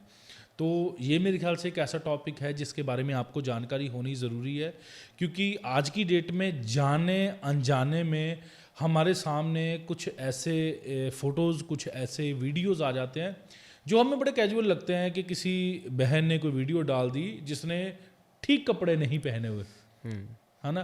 वो एक तरह का सॉफ्ट पॉर्न है जो कि आपको लेके जा रहा है, लीड कर रहा है गलत मूवीज़ की और या गलत पिक्चर्स की और बहुत सारे लोग ऐसी चीज़ें देखने के बाद उत्तेजित भी हो जाते हैं और ऐसी मूवीज़ की ओर या ऐसे फ़ोटोज़ की ओर जाना भी शुरू कर देते हैं। आपको स्ट्रिक्टली अवॉइड करना है। अभी भाई हो क्या गया है, इंटरनेट का एल्गोरिदम ऐसा है कि आपने अगर एक फ़ोटो को 3 या 4 सेकंड से ज़्यादा देख लिया तो वो समझ जाता है आप इंटरेस्टेड हो, तो वो आपको सभी वही पोस्ट दिखाएगा जिसमें आप इंटरेस्टेड हो, है ना। तो अगर आपको कोई ऐसी चीज़ आती है, आपके उस पर ऑप्शन है उसको ब्लॉक करने की, उसको ऑप्शन है कि मेरे को ये पोस्ट ना आए, उसमें सारी ऑप्शंस हैं। तो अगर आप ऐसी चीज़ों को ना देखें तो आप बड़े सारे पापों से बच सकते हैं, बड़े सारी सजाओं से बच सकते हैं, क्योंकि बाइबल में साफ तौर पे लिखा है कि अगर तुमने किसी लेडी की ओर गलत नज़र से देख भी लिया या किसी की मतलब अपने ओपोजिट सेक्स की ओर अगर आपने गलत नज़र से देख लिया, अगर आप बहन है तो आपने लड़के की ओर, अगर आप भाई हैं आपने लड़की की ओर गलत नज़र से देख लिया, तो परमेश्वर ने आपका सिन वहाँ पे लिख दिया कि आपने पाप अटेम्प्ट कर दिया है। इसलिए आपको बचना है इन सभी चीज़ों से। ये हमारा विषय नहीं था, आज हमारा विषय था म्यूज़िक पे बात करने का, पर हम नहीं जानते, भाई भी बता रहे कि परमेश्वर का आत्मा क्यों हमें इन चीज़ों के लिए लीड कर रहा है। ये हमारा टॉपिक नहीं था, मगर अगर परमेश्वर हमें बता रहे हैं तो मैं जानता हूँ ये आपके लिए है जो आज हमें इस पॉडकास्ट में देख रहे हैं। जी भाई, तो इसके बारे में हमने बात करी है स्पेसिफिकली पॉर्न के बारे में जी, कि कहाँ से आता है। जैसे आपने वर्ड यूज़ किया सॉफ्ट पॉर्न, जी, वो सबसे बड़ा रीज़न है। जो एक्चुअल पॉर्न है, जो एक्चुअल अडल्ट, मतलब ये कह लो बड़े पाप का एक छोटा वर्जन है, छोटा वर्जन है जी, ठीक है। वो होता है ना कि आपको पहले फ्री में कुछ चखाना, टेस्ट करवा देना, बाद में आपको वो एडिक्शन की तरफ लेके जाता है, ठीक है। बिब्लिकली सिन है, ये पाप है। लेकिन साइंटिफिकली भी अगर बात करें हम, डोपामीन के बारे में सबको पता है आजकल। डोपामीन क्या होता है, जो ब्रेन का राइट एंड लेफ्ट एंड पीछे वाला पोर्टल्स होते हैं उसके बारे में पता है। इधर से सोचते हैं, इधर से प्रोसेस करते हैं, सबकॉन्शियस माइंड, ये सारी चीज़ें पता है आप सबको। ये देखिए कि आपका डोपामीन किधर जा रहा है, आपकी एनर्जी किधर जा रही है। मैं चाहता हूँ डोपामीन के बारे में आप थोड़ा सा। डोपामीन एक ऐसी चीज़ होती है हमारे दिमाग में, एक हार्मोन्स बोल सकते हैं, एक एनर्जी होती है, केमिकल एनर्जी होती है कि जिसमें आप जिस चीज़ में उसको लगा देते हो ना तो वो वहाँ से रिलीज होता है, ठीक है। वो कम होता है जिसमें आप एनर्जी लगाते हो। उसके बाद आपकी बॉडी एक स्ट्रेस रिलीफ मोड में चली जाती है, जहाँ से फिर आपके मसल्स जो हैं वो स्ट्रेस को रिलीज करते हैं बॉडी से। जब हमें नींद आती है, हमें नींद क्यों आती है? जब हमारे मसल्स जो हैं वो स्ट्रेस रिलीज करते हैं, बाजू हो या लेग्स हो या जितने ऑर्गन्स हैं, वो जब अपना स्ट्रेस रिलीज करते हैं तो हमें नींद आती है। तो जब डोपामीन का लेवल कम हो जाता है ना, जब वो एनर्जी चली जाती है, डोपामीन ख़त्म हो जाता है, उसके बाद हमारे मसल्स जो है ना वो स्ट्रेस रिलीज करने लगते हैं। दैट्स द रीज़न कि आजकल ज़्यादातर यूथ का किसी काम में मन नहीं है, उठते हैं गिरते रहते हैं, शरीर ऐसे बन गए हैं, उठा नहीं जाता उनसे, मतलब किसी काम में मन नहीं लग रहा क्योंकि डोपामिन कहीं और रिलीज हो गया, एनर्जी बची नहीं है। वो जो एनर्जी मिलती ना एक दिन में आपको, वो एक दिन वाली एनर्जी आपने कहीं और लगा दी, और बाकी आपके शरीर को जो एनर्जी चाहिए थी वो तो कहीं और चली गई। अभी पूरे दिन आप मतलब होता ना धक्के ना शरीर ਨੂੰ ਚੱਕੀ ਫਿਰਨਾ, फिर वो फोर्सफुली फिर हम कैफीन लेंगे, ब्लैक कॉफ़ी पियेंगे, रेड बुल पियेंगे, वो अलग से गलत हैबिट्स आ जाएंगी। तो ये बहुत सारे एस्पेक्ट्स के साथ आपकी बॉडी को अफेक्ट कर रहा है। बिल्कुल। और ये धीरे धीरे आजकल जो हम देख रहे हैं भाई, ये धीरे धीरे हमारे लाइफस्टाइल को करप्ट करते जा रहे हैं, करप्ट करते मतलब ये इनडायरेक्टली हमें कुछ ऐसी चीज़ें प्लांट कर रहे हैं हमारी सोसाइटी में, जिनको अभी कुछ टाइम पहले की या कह लो लॉकडाउन से पहले की बात होगी, इन्होंने एक चीज़ बड़ी कॉमन कर दी। एक तो पहले तो रूल हमारी सुप्रीम कोर्ट ने पास कर दिया कि एक अगर मैरिड बंदा किसी दूसरी लेडी के साथ भी रहता है तो वो अपराध नहीं है। मतलब एक टाइम पे आप सेक्सुअल चीज़ों को प्रमोट कर रहे हैं, गवर्नमेंट भी खुल के, है ना। तो क्योंकि कोई भी धर्म, चाहे वो हिंदुज़म हो, सिखिज़म हो, ये एक से ज़्यादा शादियों को अलाउड नहीं करते, मगर हमारे देश की गवर्नमेंट जिस देश का आधार ही धर्म है, तो वो कह रहे हैं कि कोई बात नहीं है। तो उसके साथ साथ लोगों को ये चीज़ें बताई जा रही हैं कि जी इंटरव्यूज़ आ रही थी 2020 से पहले, 19 में 18 में कई देखी कि अगर आप सेल्फ सेक्स भी करते हो, ऐसी चीज़ें करते हो, ये बड़ी कॉमन थिंग है, हेल्थी चीज़ है लोगों को, है ना। तो कुछ इंटरव्यूज़ ऐसी थी, अगर आप जिम जाते हो आपके मसल रिलैक्स हो जाते हैं इससे, है ना। तो आज की डेट में हो क्या गया है, कुछ बच्चे या कुछ लोग ऐसे हैं उनको लगता है कि अगर ये मैं एक्टिविटीज़ करूँगा तो मेरे को तभी नींद आएगी, अदरवाइज मेरे को नींद नहीं आएगी। तो लोगों ने ये अपनी डेली लाइफ की प्रैक्टिस बना ली है, उनको नहीं पता कि वो अपनी लाइफ को सिन में, डीप सिन में लेके जा रहे हैं। तो कुछ लोग सोचते हैं नहीं मैं कोई थॉट नहीं लाता मन में, है ना। अगर आप थॉट नहीं लाओगे तो वो आप एक्टिविटीज़ को अटेम्प्ट कैसे कर रहे हो, है ना। तो डेवल मतलब इतनी कॉमन कर दी हैं चीज़ें, इतनी कॉमन कर दी हैं कि लोगों को लगता है यार चक्कर ही कोई नहीं है। गाने लोग सुन रहे, लोगों को वियर्ड ही नहीं लग रहे, है ना। आज की डेट में गाने इतने ज़्यादा अश्लील हो गए, गाने इतने ज़्यादा वल्गर हो गए हैं। मतलब मैं नहीं कहता कि सारे गाने वल्गर हैं, हो सकता है इक्का दुक्का कोई माँ पे, बाप पे, कोई उनकी प्रेज़ में, है ना, या उनको इनकरेज करने में आ जाए किसी बंदे को, नहीं तो अदरवाइज सारे गाने ऐसे हैं कि वो आपको पाप में ही लेके जा रहे हैं, है ना। चाहे वो बदमाशी के हों, चाहे नशे के हों, जो हम पहले बात कर रहे थे। ओके, क्योंकि मैं टॉपिक पे भी आ रहा हूँ धीरे धीरे। डेवल को आज की डेट में म्यूज़िक के ज़रिए पहुंचाया जा रहा है, या आप अपने एक्सपीरियंस से या उन चीज़ों से बता रहे हैं, बाहर कैसे आया जा सकता है, क्योंकि हमें सोल्यूशन की भी बात करनी है इन चीज़ों से। Solution, great, I am really thankful to you that you bringing this out. And मैं एक और चीज़ के लिए अप्रिशिएट करना चाहता हूँ कि आपने रिसेंटली एक पॉडकास्ट डाला था एक पास्टर का जी, जो गे थे जी, राजेंद्र पॉल।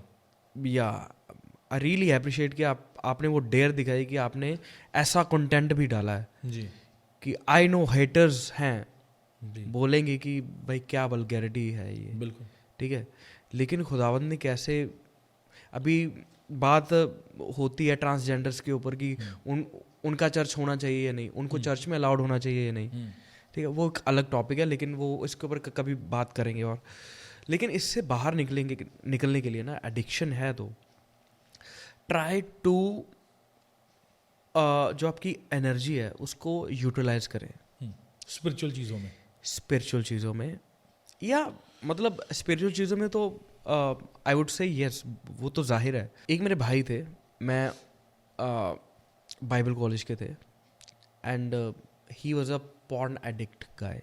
अच्छा।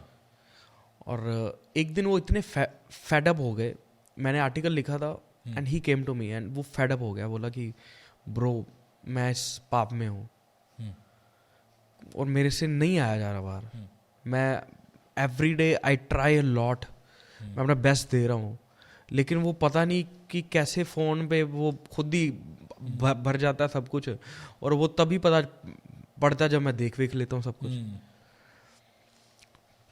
तो मैंने उसको सॉल्यूशंस कुछ बताए कि सबसे पहले अपना डेली रूटीन सेट करो, टाइम टेबल बनाओ, पूरे दिन का रोड मैप सेट करो कि अगर 5 मिनट भी खाली है ना दिन में, क्या करोगे उस वक्त, वो रिटर्न में आपके पास होना चाहिए, रिटर्न में। वो पंजाब की एक कहावत है ना, वेला मन शैतान दा घर। वेला मन शैतान दा घर।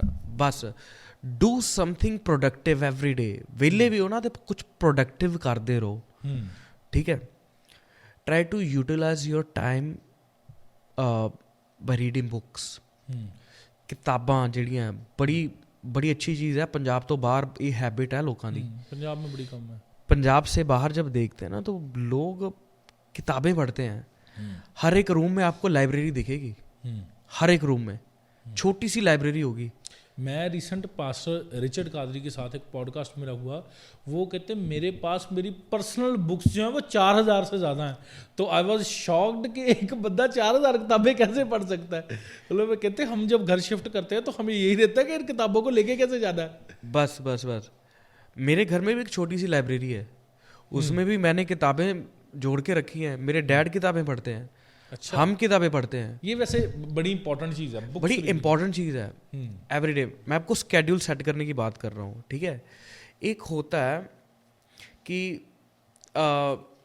जस्ट अंडरस्टैंड कि किस टाइम पे, एक कई बार ना एक पर्टिकुलर टाइम होता है जिस टाइम पे आपको वो एडिक्शन खलती है, ठीक है। अगर आपको एडिक्शन है तो वो टाइम को ना प्रे टाइम कर दो। अगर वो हाँ, एक पर्टिकुलर टाइम होता है वो रिपीट हो रहा है ना टाइम, उस टाइम को ना अपने टाइम टेबल में फिक्स कर लो कि इस टाइम मेरे को प्रेयर करनी है। ये एक्चुअल में जो भाई बता रहे हैं ये बड़ी एक ज़बरदस्त बात है। एक स्पेसिफिक टाइम होगा, अगर आप नोटिस करेंगे ना, आपकी लाइफ में एक पर्टिकुलर पाप को अटेम्प्ट करने का एक स्पेसिफिक टाइम होता है जिसमें वो दुष्ट आत्मा आप पे अटैक करने की कोशिश करती है। और it's all up to your hands कि आपने उस पाप को अटेम्प्ट करना है या नहीं करना। ये बड़ी ज़बरदस्त बात आपने बताई है। तो मैं हमेशा ये बोलता हूँ कि बाइबल 'ਚ ਸਾਰੇ ਪੜ੍ਹਦੇ ਆਪਣੇ ਪੰਜਾਬੀ ਜ਼ਿਆਦਾ ਕਹਿੰਦੇ ਕਿ ਸਾਡੀ ਲੜਾਈ ਲਹੂ ਤੇ ਮਾਸ ਨਾਲ ਨਹੀਂ, ਸਾਡੀ ਲੜਾਈ ਕਿਹਦੇ ਨਾਲ ਹੈ? ਸ਼ੈਤਾਨ ਨਾਲ ਹੈ, ਸ਼ੈਤਾਨੀ ਹੁਕਮ ਦਾ ਨਾ। ਤੁਹਾਡੀ ਲੜਾਈ ਤੁਹਾਡੇ ਨਾਲ ਹੈ, एग्जैक्टली ਲੜੋ। ਤੁਹਾਡੀ ਲੜਾਈ ਤੁਹਾਡੇ ਪਾਪ ਨਾਲ ਹੈ, ਤੁਹਾਡੇ ਥॉट्स ਨਾਲ है। ना वो हमारी ख्वाहिशों के साथ, हमारी सोचों के साथ लड़ाई है। रात को, ठीक है, टाइम टेबल सेट करिए। जाहिर है जल्दी उठते हैं ना तो जल्दी सोएंगे रात को, अगर लेट उठते हो तो लेट ही सोएंगे।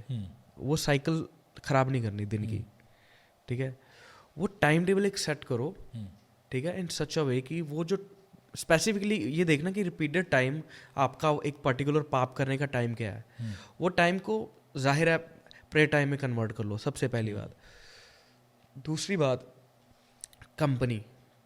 अगर आपकी कंपनी आपको लीड कर रही है ना, आप जिनके साथ रहते हो वो लीड कर रहे हैं, संगत आपकी, तो वो संगत बदल दो, नई संगत ढूंढो कि जो आपको प्रेयर के बारे में ज़्यादा बता रही है, खुदा के बारे में ज़्यादा बता रही है, या कुछ प्रोडक्टिव करने के बारे में आपको लीड कर रही है। वो कंपनी ज्वाइन करो, ठीक है। उसके बाद अगर आपका फ़ोन ज़्यादा आपको उसकी तरफ खींचता है ना, मैं पर्सनली कुछ ऐसे फास्ट रखता हूँ, फास्ट 1 महीने के लिए इंस्टाग्राम फेसबुक डिलीट करता हूँ, फास्ट है ये मेरा। अच्छा, मैं ऐसी फास्टिंग सोशल मीडिया का फास्ट, सोशल मीडिया का फास्ट ये होना चाहिए, होना चाहिए। यू ट्राई जी। आई मीन मेरी ना कुछ महीने पहले मेरी मुलाकात हुई पास गुरशरण कौर देओल जी के साथ।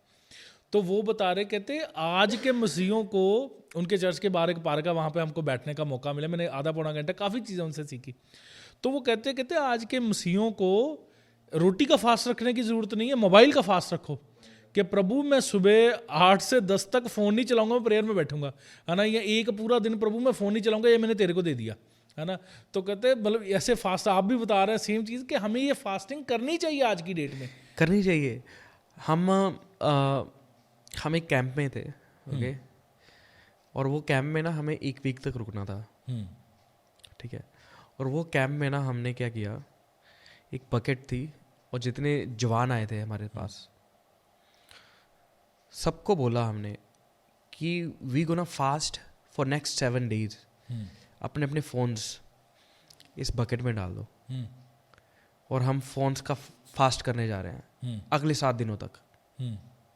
हमने अपने फ़ोन्स फेंक दिए उसमें सेम टाइम, बिना किसी को बताया कि मैं 7 दिन के लिए फास्ट में जा रहा हूँ, फोन मत करियो। अच्छा, घर पे भी नहीं? फ़ोन डाल दिए हमने, जितने जवान थे उन्होंने सबने डाल दिए। जीसस।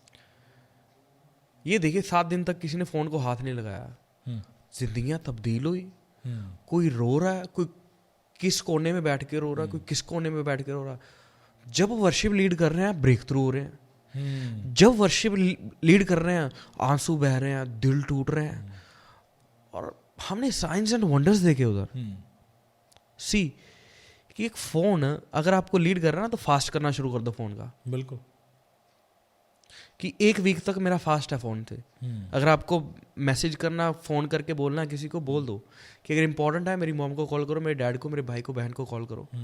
मेरा मतलब अगले 7 दिन तक मेरा फास्ट है फ़ोन से। फास्ट करना शुरू मैं पर्सनली करता हूँ। इंस्टाग्राम फेसबुक का भी करता हूँ स्पेसिफिकली, कि इंस्टाग्राम फेसबुक मैं खोलूंगा ही नहीं 1 महीने तक, और डिलीट कर देता हूँ मैं।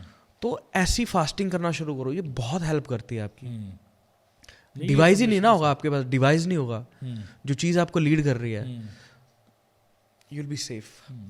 आजकल तो ये हो गया कि हम इतने डिपेंडेंट हो गए, इतने यूज्ड हो गए, वो पंजाबी में कहते हैं नशे वाले को खो पड़ती है। तो हमारा फ़ोन 5 मिनट के लिए बंद हो जाए तो खो पड़नी शुरू हो जाती है। बंद फ़ोन की वाइब्रेशंस फील होती हैं जेब में कि हाँ भाई यार फ़ोन वाइब्रेट हो रहा है। मतलब ये चीज़ें आज की डेट में हम इतने एडिक्टेड हो गए हैं फ़ोन्स के, सोशल मीडिया के, कि लगता है पिंग हुआ है, बजा है फ़ोन, है ना, कि देखते हैं बंद फ़ोन के, मतलब वो होते रहते हैं बंदे को ना। तो ऐसी चीज़ों से हमें बड़ी ज़बरदस्त ये टॉक हो रही है मेरी भाई के साथ। तो हमारा टॉपिक नहीं था ये, मगर ये खुदा लीड कर रहे हैं, मेरा विश्वास है। और आपकी ज़िंदगियाँ तब्दील हो रही हैं, क्योंकि it's not about us, it's about you. ये आपके बारे में है और आपकी ज़िंदगियाँ तब्दील होंगी, क्योंकि परमेश्वर, हम तो उन चीज़ों से अभी ओवरकम कर लिया हमने, बहुत से पापों से, बहुत सी चीज़ों से। आपको करने की ज़रूरत है। मेरे को नहीं पता, आप बहन हो सकती हैं, आप भाई हो सकते हैं, जो आप इस पॉडकास्ट को सुन रहे हैं, आप कमेंट्स में ज़रूर बताएं कि अगर परमेश्वर ने इस पॉडकास्ट के इस सेगमेंट से आपको छुआ, अगर आपकी ज़िंदगी में गवाही बने, तो एक छोटा क्लिप मेरे को रिकॉर्ड करके 1-1.5 मिनट का ज़रूर भेजें। किसी भी पॉडकास्ट में कोई भी सेगमेंट आपको छूता है तो मेरे को 1-1.5 मिनट की अपनी एक टेस्टमनी बना के भेजें। मैं डेफिनेटली उसको अपने इंस्टाग्राम पे या फेसबुक पे या यूट्यूब पे अपलोड करूँगा। बहुत से लोग कहेंगे भाई हम फास्ट रख लेंगे तो आपका पॉडकास्ट कैसे देखेंगे? तो आपने उसका एक घंटे के पॉडकास्ट के लिए टाइम निकाल लेना, मत देखना, 1 हफ्ते बाद देख लेना, 1 हफ्ते बाद देख लेना, मैं आपके वेट करूँगा। 1 हफ्ते बाद देख लेना। मेरे को खुशी होगी जब आप मसा से भरे हुए होंगे, परमेश्वर के जलाल से भरे हुए होंगे, क्योंकि ये चीज़ें हमें डिस्कनेक्ट करती हैं। मेरे को पता नहीं कौन खुदा के खादम बता रहे थे, कहते हैं बाइबल में लिखा है कि अगर तेरी आंख तेरे से पाप करवाती है उसको निकाल दे, अगर तेरा हाथ तेरे से पाप करवाता है उसको निकाल दे, बिना हाथ के, बिना पैर के, बिना आंख के स्वर्ग के राज्य में प्रवेश कर दे। कहते हैं मेरे को बताओ 2000 सालों में आपने को बंदा सुना जिसने आंख निकाल दी हो? तो ये एक्चुअली सिंबॉलिकली था कि अगर ये आंख तेरे से पाप कराती है इसको फेंक दे। सही है। इससे हमें बचने की जरूरत है। ग्रेट। अगर ये चीजें तेरे को पाप करवाती हैं, लीड करती हैं पाप की ओर, तो आपको निकाल के फेंकना है इमीडिएट बेसिस पे। ये नहीं सोचना कि मैं जी कुछ साइट्स ब्लॉक कर दूंगा, कुछ लोगों को ब्लॉक कर दूंगा। आप जितने मर्जी लोगों को ब्लॉक कर दो, वो डेविल दूसरे को, उससे बेहतर को आपकी जिंदगी में ला के खड़ा कर देगा। आप जितना मर्जी कोशिश कर लें उससे बाहर आने की, जब तक आप परमेश्वर की हजूरी में नहीं जाएंगे आप उससे पूर्ण छुटकारा नहीं ले पाएंगे। और जब आप पूर्ण छुटकारा लेंगे तो परमेश्वर बड़े बड़े और अद्भुत काम आपकी ज़िंदगी में करेंगे। तो फिर से एक चीज़ भाई बता रहे थे मेरे को, परमेश्वर के आत्मा ने उभारी के आपको बताऊं, जिस टाइम पे आपका पाप करने का दिल करे, कोई स्पेसिफिक टाइम हो सकता है आपको नशे की खो पड़े, कोई स्पेसिफिक टाइम हो सकता है आपको पॉर्न देखने की इच्छा हो, उस टाइम पे अपने फ़ोन को लॉक करें और अदर टंग में प्रेयर करें। मेरा परमेश्वर निश्चय आपको उस पाप से भी बाहर निकालेगा और आपकी ज़िंदगी में एक नई ऊर्जा को पैदा करेगा, एक नए रेलम के लिए। परमेश्वर आप सबको ब्लेस करेंगे। तो भाई बूट कैंप की आपने बात की, तो मैं चाहता हूं आप उसके बारे में बताएं, क्योंकि ये जो सारा यूथ इधर उधर भटका पड़ा है, ये कहीं ना कहीं बूट कैंप की रूट्स जो हैं ये इनको एक नया मार्गदर्शन देंगी, एक नया रेवलेशन देंगी। तो मैं चाहता हूं बूट कैंप के बारे में भी आप बताएं, ये क्या है? बूट कैंप ना एक हाई इंटेंसिटी कोर्स है। कि ये ना एक बहुत हार्ड, मैं बोलूँगा कि जैसे एक मिलिट्री ट्रेनिंग होती है ना, वैसी ट्रेनिंग वाला कोर्स है। अच्छा। कि उसमें आपको कम समय में ज़्यादा करना होता है। और फुल डे को यूटिलाइज करना है। फुल डे मतलब day night, full day night को यूज़ करना है। 24 घंटे को। यस 24/7। बस 24 घंटे के लिए आपको असाइनमेंट दिए जाएंगे। ये आप वहाँ पे आपकी स्मार्टनेस, अभी जो आर्मी वाला फौजी बंदे रहते हैं ना, वो अपने सोने का, अपने नैप लेने का टाइम खुद निकालते हैं कि कैसे उनको अपनी नींद पूरी करनी है। तो वहाँ पे उनकी स्मार्टनेस देखते हैं हम कि आप कैसे अपनी नींद पूरी कर रहे हो। उतना काम होने, वर्कलोड होने के बाद, वर्कलोड इतना होता है, ठीक है। तो वहाँ पे हमने इसको इसलिए डिज़ाइन किया था। हमारे जो जागो कॉलेज के फाउंडर हैं brother Sheldon Bangera, brother Emmanuel Joseph और सुषमा, और ये जितने भी हमारी टीम में हैं, जो कोर टीम है सारी। हाँ, ये कोर टीम है सारी। और हमने इसको डिज़ाइन इसलिए किया था कि अभी कॉर्पोरेट में देखा है आपने कि क्या चल रहा है, बीए में जो सीखे हैं हम वो सारी चीज़ें यूज़ कर रहे हैं? नहीं कर रहे। टाइम जा रहा है ना। बीए है तो इतना लंबा क्यों? क्योंकि हम सारी चीज़ें यूज़ नहीं करते। हम सीखते बहुत कुछ है, लेकिन यूटिलाइज जो डेली रूटीन में काम आती हैं वो बहुत कम है। तो इसको हमने डिज़ाइन ऐसे किया। अभी कॉर्पोरेट में बहुत सारी आपने चीज़ें देखी होगी, ठीक है। मतलब बहुत सारे कोर्सेज हैं, बीकॉम है, ठीक है, ई कॉमर्स है, उसको सारे हम जो 3-4 सालों में सीखते हैं वो सारा अप्लाई थोड़ी करते हैं, राइट जी। तो सिंपली ये इसके पीछे ऑब्जेक्टिव ये है कि जो सॉन्ग राइटिंग सीखना चाहते हैं, जो ऑडियो प्रोडक्शन सीखना चाहते हैं, जो वीडियो प्रोडक्शन सीखना चाहते हैं, जो सिंगिंग सीखना चाहते हैं, उनको टाइम वेस्ट करने की ज़रूरत नहीं है। बड़े कोर्स लेने की ज़रूरत नहीं, बड़े कोर्स लेने की ज़रूरत नहीं है, क्योंकि हमारे पास बेस्ट फैकल्टीज़ हैं। बेस्ट फैकल्टीज़ जो आपको बाहर 5 साल में सिखाया जाएगा ना, वो आपको 30 दिन में बूट कैम्प में सिखाया जाएगा। कितने दिन में? 5 साल में। तो आप कितने दिन में सिखाते हो? 30 दिन में, 30 डेज में। 30 डेज में जो आपको बाहर पूरी एक डिग्री ग्रेजुएशन की 30 दिन में कंप्लीट हो जाएगी। यस। अच्छा। और ये इतना, इसलिए सोने तक का टाइम नहीं होता वहाँ पे। आपको काम लोड इतना दिया जाएगा एंड प्रोडक्टिव आपको दिखेगा काम। जो सॉन्ग राइटर्स होंगे वो गाने लिखेंगे, और वो लिखेंगे, और जो ऑडियो प्रोडक्शन वाले होंगे ना वो उसका म्यूजिक बनाएंगे, जो बच्चे सीखने आएंगे वो बनाएंगे, वीडियो प्रोडक्शन वाले उसकी वीडियो बनाएंगे, और जो सिंगर्स होंगे यानी कि मेरी क्लास वाले वो उसको गाएंगे।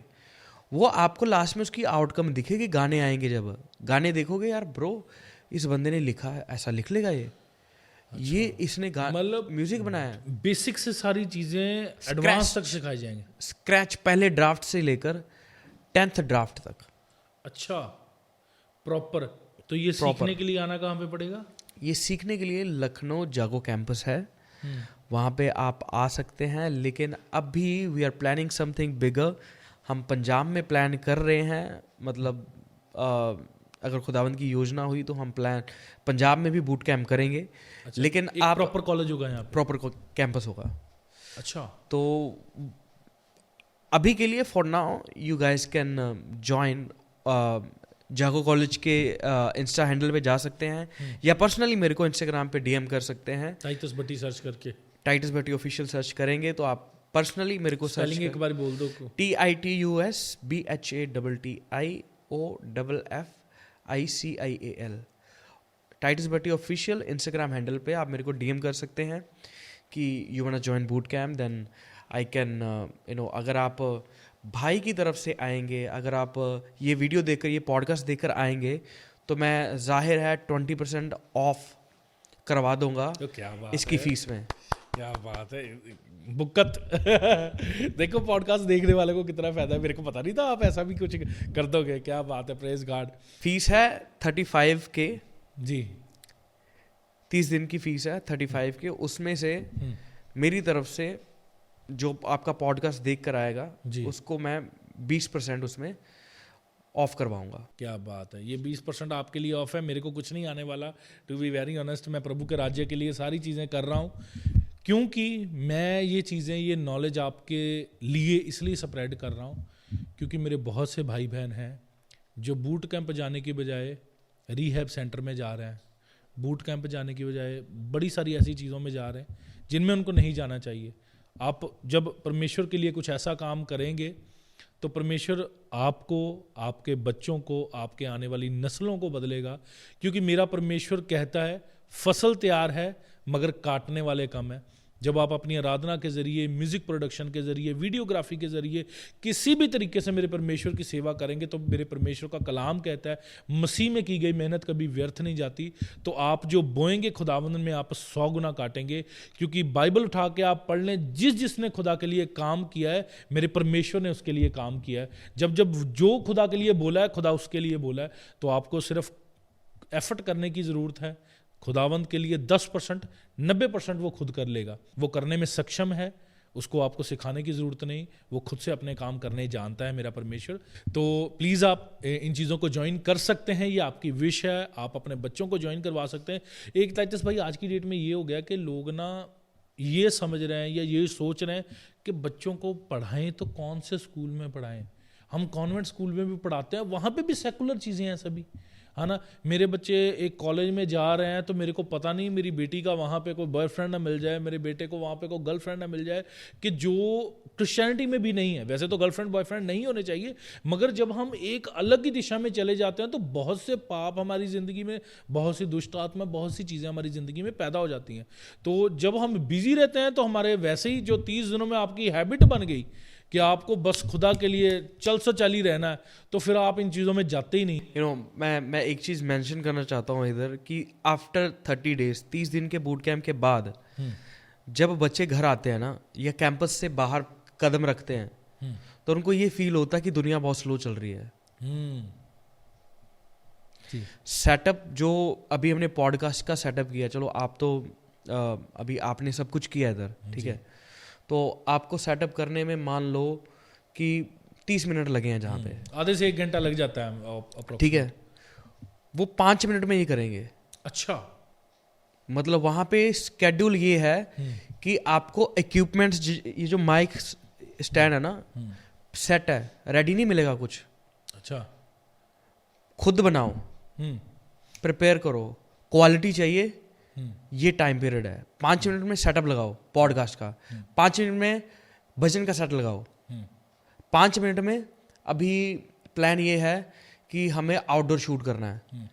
मेरे को इसका ब्लूप्रिंट, पूरा प्लान चाहिए कि हम क्या करने वाले हैं 5 मिनट में। पूरी टीम बैठ के 5 मिनट में आपके पास रोड मैप होगा कि आप ये कर रहे हो। अच्छा, मतलब आर्मी ट्रेनिंग, इसलिए मैंने बोला कि ऐसी आर्मी ट्रेनिंग है। तो ये बच्चे निकल के बाद में जा कहाँ पे रहे? बहुत बढ़िया क्वेश्चन किया आपने। यहाँ से जो भी बच्चे अभी तक निकले हैं ना, वो सभी इनमें से कुछ मतलब मिलियनियर्स बन चुके हैं अपनी फील्ड में। हमारे पंजाब टूर में एक अभी जो इंडिया टूर होने वाला है उसमें अमृतसर कॉन्सर्ट में एक भाई आएंगे जिसका नाम आरुष बेंजामिन है। अच्छा। वो हमारे पहले बूट कैंपर थे, बूट कैंप में आए थे, ऑडियो प्रोडक्शन सीखा था उन्होंने। अभी उन्होंने 3-4 मिलियन के आसपास कमा चुके हैं। अच्छा, यस, 3 मिलियन मतलब 30 लाख रुपए अर्न कर चुके हैं। Jesus, it's a huge amount. It's huge amount. इसीलिए वहाँ पे सीखने के लिए मतलब हाई क्वालिटी सिखाया जाता है, क्योंकि ये भी है कि वो दिहाड़ी मजदूर वाला काम नहीं है कि टीचर आ रहा है बस साल का सिलेबस है आराम से सिखाएंगे। मतलब एक तो ये है 30 डेज में आपने जो सीखा वो आपकी रगों में बस गया कि आपने वो सिलेबस आपको भूलता नहीं। जो आपने 30 दिन लगातार एक काम किया हो कोई, तो वो एकदम आपकी उसमें कैच हो जाता है स्पिरिट में भी। और स्पेसिफिकली बात करता हूँ जो हमारे टीचर्स हैं, फैकल्टी साहब के, एक वीक पहले हम बूट कैंप से हम सिर्फ फास्टिंग प्रेयर करते हैं उधर जाके। अच्छा। कि वी वांट टू सी, मतलब एक बड़ा इम्पैक्ट देखना है हमें। It's not about camp, it's not about our हमें अपना मॉड्यूल ख़त्म करना है, हमें जो हमारा सब्जेक्ट है वो टीच करना है या असाइनमेंट्स लेने हैं, नहीं। हमें ये देखना है कि यहाँ से मिलियनर्स जा रहे हैं, हमें ये देखना कि यहाँ से वो लोग जा रहे हैं जो अपनी नेशन को बदलेंगे जाके, अपनी स्टेट को बदल देंगे जाके।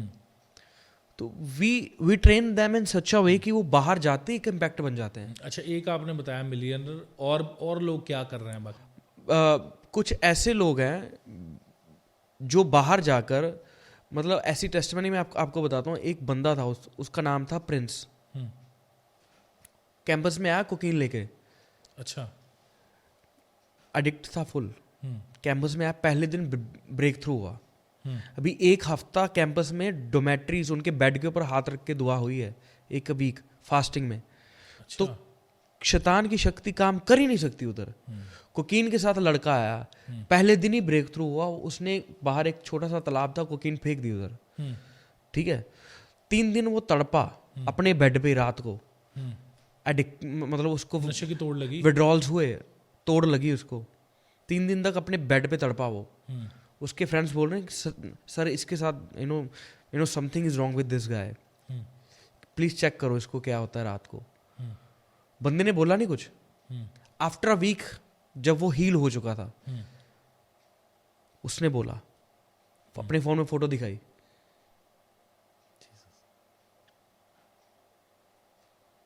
अभी वो बंदा खुद की मर्चेंडाइज कंपनी चला रहा है। अच्छा। जागो कैंपस से बाहर आके टी शर्ट्स होती ना, जो टी शर्ट्स के ऊपर प्रिंट, क्रिश्चियन प्रिंट वाली, इतनी धांसू धांसू टी शर्ट्स डिजाइन कर रहा और बना रहा, खुद की फ्रेंचाइजी है उसकी। अच्छा। खुद बना रहा और सेल कर रहा है। अच्छा, बिजनेस का कोर्स भी है वहाँ पे, बूट कैंप? हाँ। बूट कैंप की बात हम इसलिए कर रहे हैं क्योंकि जो बूट कैंप के फाउंडर हैं भाई शेल्डन, परमेश्वर के बड़े अभिषिक्त दास हैं, प्रभु का बड़ी अद्भुत रीति से काम कर रहे हैं और परमेश्वर के कामों की बड़ी प्यास रखते हैं। उनका एक सॉन्ग आपने बड़ा सुना होगा, नाचूंगा गाऊंगा पगलों के समान। ये बहुत ही सुना गया सॉन्ग, मेरे खुद की फैमिली में भी बड़ा ही ये सॉन्ग सुना गया। और उनके और भी बहुत सारे सॉन्ग आपने सुने होंगे अपनी चर्चेस में, अपने घरों में। तो भाई शेल्डन भाई क्या विजन लेके चलते हैं क्रिश्चियन कम्युनिटी के लिए बूट कैंप के अलावा, या बूट कैंप के थ्रू? बेसिकली शेल्डन भाई का जो विजन है ना, शुरू से लेकर mission, mentorship and music. Music के थ्रू मिशंस करने हैं, म्यूजिक के थ्रू ही मेंटरशिप करनी है। ठीक है। अच्छा। वो म्यूजिक का एक बड़ा सेगमेंट रहा है इसमें, लेकिन मिशंस को पीछे नहीं छोड़ा है। मिशंस, अभी कोविड आया था, कोविड में अपने मिशंस शुरू किए। अभी मणिपुर में जो चल रहा है, मणिपुर के लिए अलग मिशन चल रहे हैं जागो से। अच्छा। अलग कैंप्स चल रहे हैं, उसके लिए फंड रेजिंग हो रहा है, उसके लिए बहुत सारी चीज़ें चल रही हैं। और मेंटरशिप, मैं खुद उनकी मेंटरशिप में हूँ। बहुत सारे इंडिया के टॉप वर्शिपर्स जो हैं आज, वो सारे, मतलब बहुत सारे हैं जिन्होंने शेल्डन भाई से मेंटरशिप ली है और आज बहुत कुछ उन्होंने ज़िंदगी में हासिल किया है। ठीक है। जिनमें से इंडिया का सबसे पहला जो गॉस्पल हिप हॉप जिन्होंने शुरू किया है, ब्रदर इमैनुअल जोसेफ, वो एक बहुत बड़ा मैं नाम लूँगा कि वो भी उनकी मेंटरशिप में है। और बहुत सारे लोग हैं जिनको उन्होंने मेंटोर किया। एंड खुदावंद का फजल है उनके ऊपर कि वो मेंटरशिप का उनको गिफ्ट मिला हुआ है। जी, क्योंकि मैं मानता हूँ ये मेंटरशिप प्रॉपरली खुदा की ओर से अधीन की ज़रूरी है। जब हम किसी मेंटर के अधीन होकर उससे सीखते हैं तो परमेश्वर भी खुश होते हैं उस चीज़ से, और हम कम समय में ज़्यादा चीज़ें सीख पाते हैं। तो आपने जागो की टीम के साथ एक सॉन्ग बनाया जो कि इंडिया का एंथम बन गया, कौन है। तो ये तो मतलब मेरा बेटा बहुत सुनता है इस सॉन्ग को, बड़ा ही प्यारा सॉन्ग है। बच्चे बच्चे की ज़ुबान पे ये सॉन्ग है, मेरे बच्चे की ज़ुबान पे भी ये सॉन्ग है, कौन है। तो मैं चाहता हूँ आप उस सॉन्ग के बारे में ज़रूर बताएं कि ये कैसे चीज़ें हैपन हुई, कैसे वो सॉन्ग लिखा गया, कैसे गाया गया, कैसे उसकी सारी वीडियोग्राफी हुई या कैसे म्यूज़िक हुआ।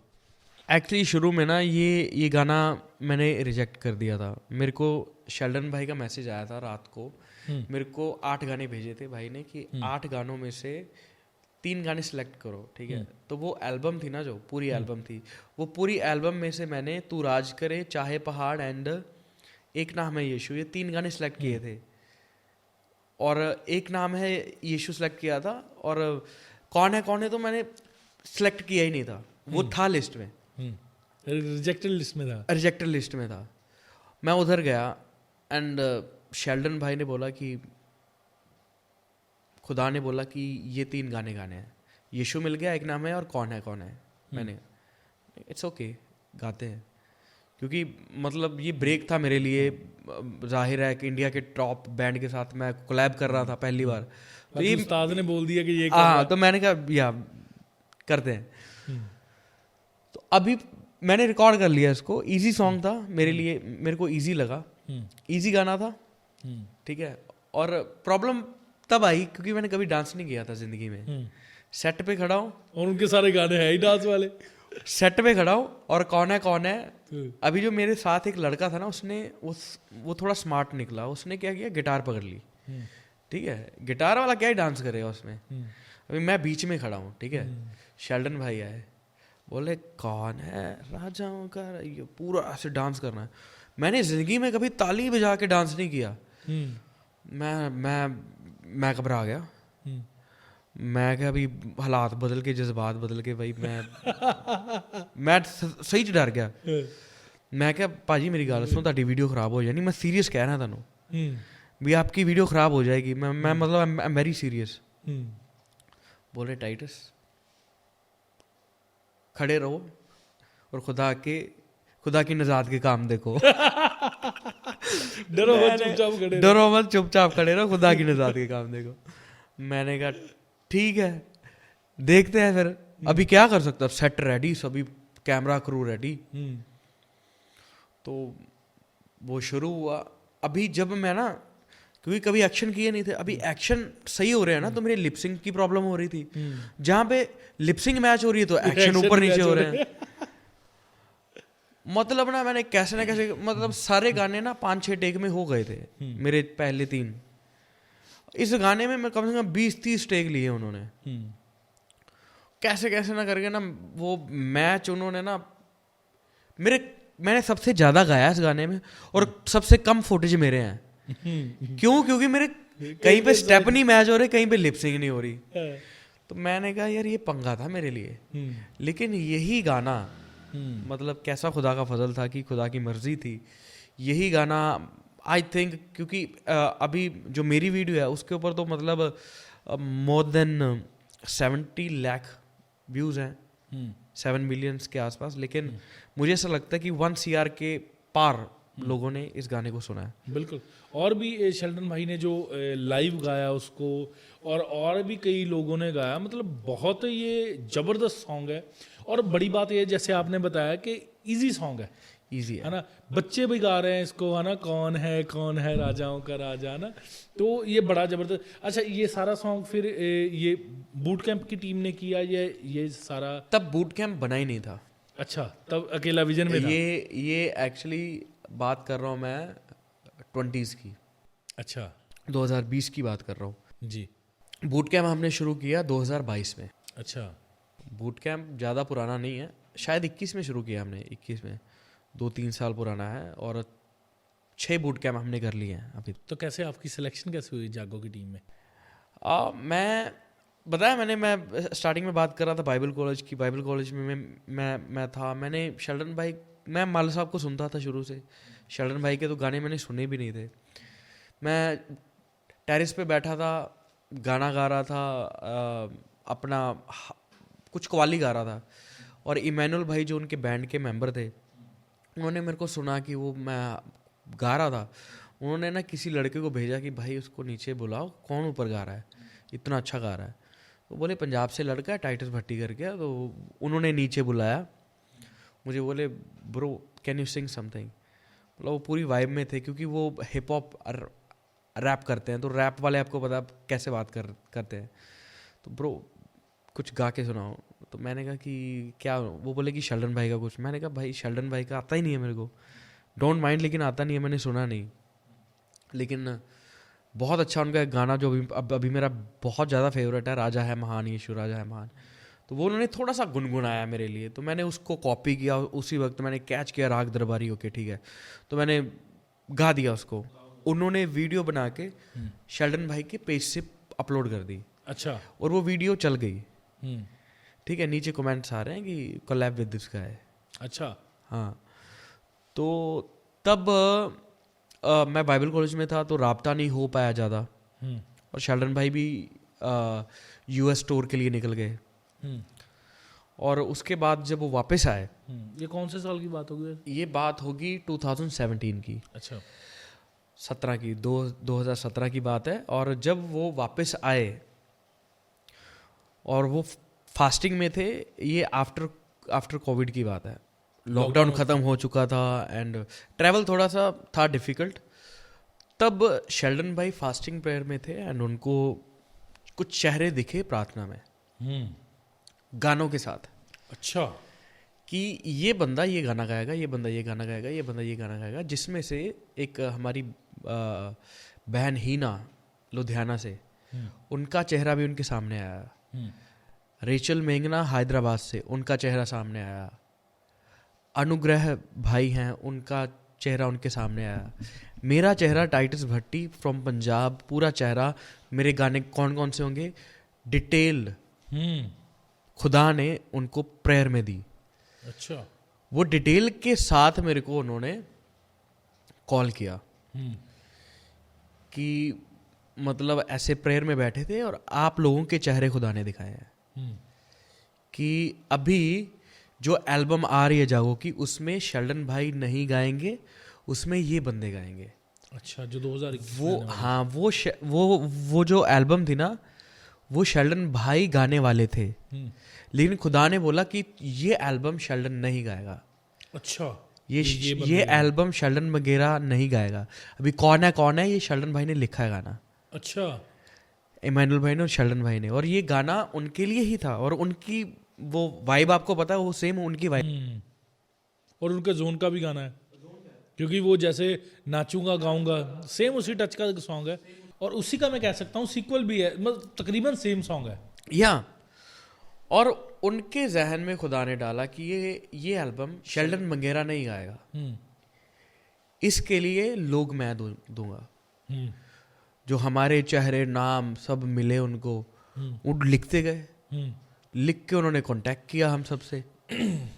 कांटेक्ट किया 2017 में जानते थे, लेकिन एक बड़ा गैप था हमारे बीच में, जिससे कम्युनिकेशन गैप बोल सकते हैं बहुत। 3 साल का क्योंकि मैं बाइबल कॉलेज में था, फ़ोन अलाउड नहीं थे उधर, विदाउट फ़ोन रहता था। तो जाहिर है कि मतलब कोई कॉन्टेक्ट नहीं, क्योंकि सोशल मीडिया से बंदा कट हो जाता है। फ़ोन नहीं है तो कैसे बंदा टच में रहेगा। आफ्टर कोविड एक्चुअली उनका कॉल मेरे डैड के फ़ोन पे आया। उन्होंने मेरे डैड की फेसबुक आईडी से उनका नंबर निकाला, उन्होंने डैड को कॉल किया, क्योंकि मेरे वीडियोस टाइटस भट्टी के उनके यूट्यूब चैनल पे और उनकी फेसबुक पे उनको मिले। जब हम सर्च करते हैं ना वीडियोस में, फेसबुक पे हो या यूट्यूब पे, तो वो मेरे डैड का यूट्यूब चैनल दिखा रहे थे। तो उन्होंने मेरे डैड का नाम सर्च किया तो उनका नंबर निकल गया। तो वो बोले कि हमें इस बंदे से बात करनी है। तो मेरे से बात करी, मेरे को कॉल आया फिर कि यू कम टू लखनऊ, हम वहाँ पे प्रोडक्शन प्लान कर रहे हैं ऐसे करके। तो फिर वहाँ पे 3 गाने यीशु मिल गया, एक नाम है यीशु एंड कौन है, हमने 3 गाने मैंने गाए और वहाँ पे produce being a Punjabi Christian, ये हमारे लिए बड़ी प्राउड की बात है कि परमेश्वर हम में से एक भाई को नेशनली इंटरनेशनली इस्तेमाल कर रहे हैं, और वर्ल्ड वाइड आप कई सारी कंट्रीज़ में जाके परमेश्वर के नाम को रिप्रेजेंट कर रहे हैं, इंडियन क्रिश्चियन म्यूज़िक को, इंडियन क्रिश्चियन इंडस्ट्री को रिप्रेजेंट कर रहे हैं। तो ये बड़ी प्राउड वाली बात है, प्राउड मोमेंट है हम सब के लिए। तो परमेश्वर आपको बहुत बरकत दे। तो हमारे दर्शक चाहते होते हैं कि जब हमारे पास कोई ऐसे गेस्ट वर्शिपर आए तो हम उनसे बहुत सारे गीत सुने। अभी तक आपसे एक गीत सुना है हमने, सजदा। तो और कौन सा गीत आप सुनाना चाहेंगे हमारे दर्शकों के लिए? एक हमारा बहुत फेमस एक और ट्रेंडिंग में अभी गाना चल रहा है, मगन। हाँ, मगन। उसमें शेल्डन मंगेरा भाई हैं, उसमें प्रिंस मुल्ला भाई हैं जो कि ब्रिज म्यूजिक के आर्टिस्ट हैं जी, हीना नाज वाली हैं, और जिन लोगों ने इनमें प्ले किया ना वो सारे कोक स्टूडियो के आर्टिस्ट हैं। गिटार वाले हों वो सारे दे आर फ्रॉम बॉलीवुड, ठीक है।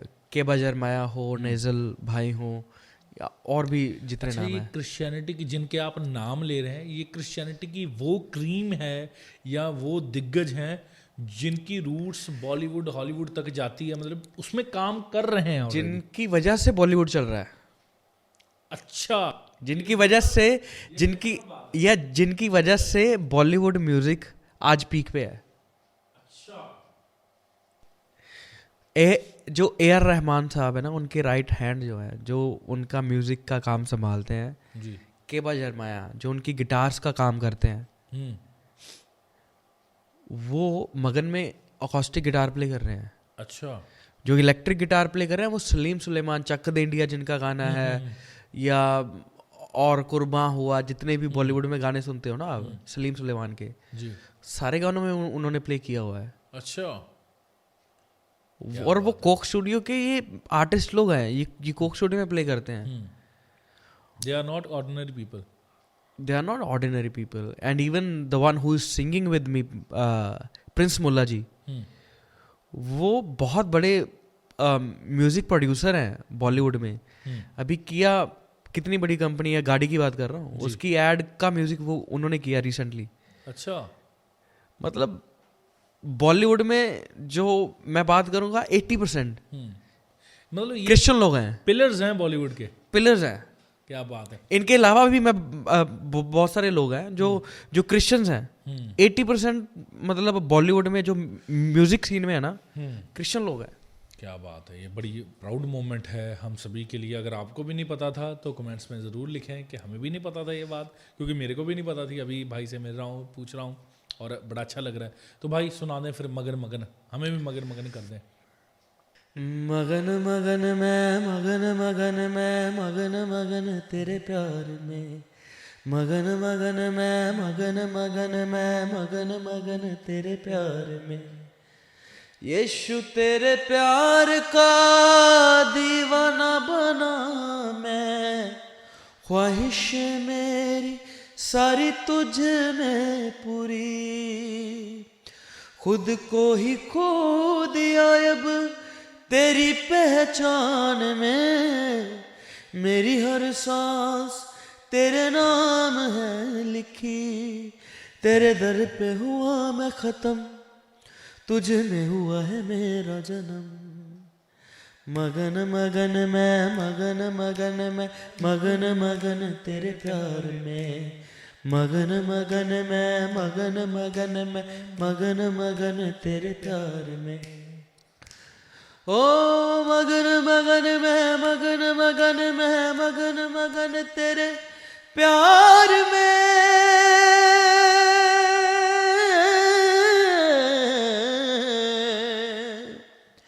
प्यार में,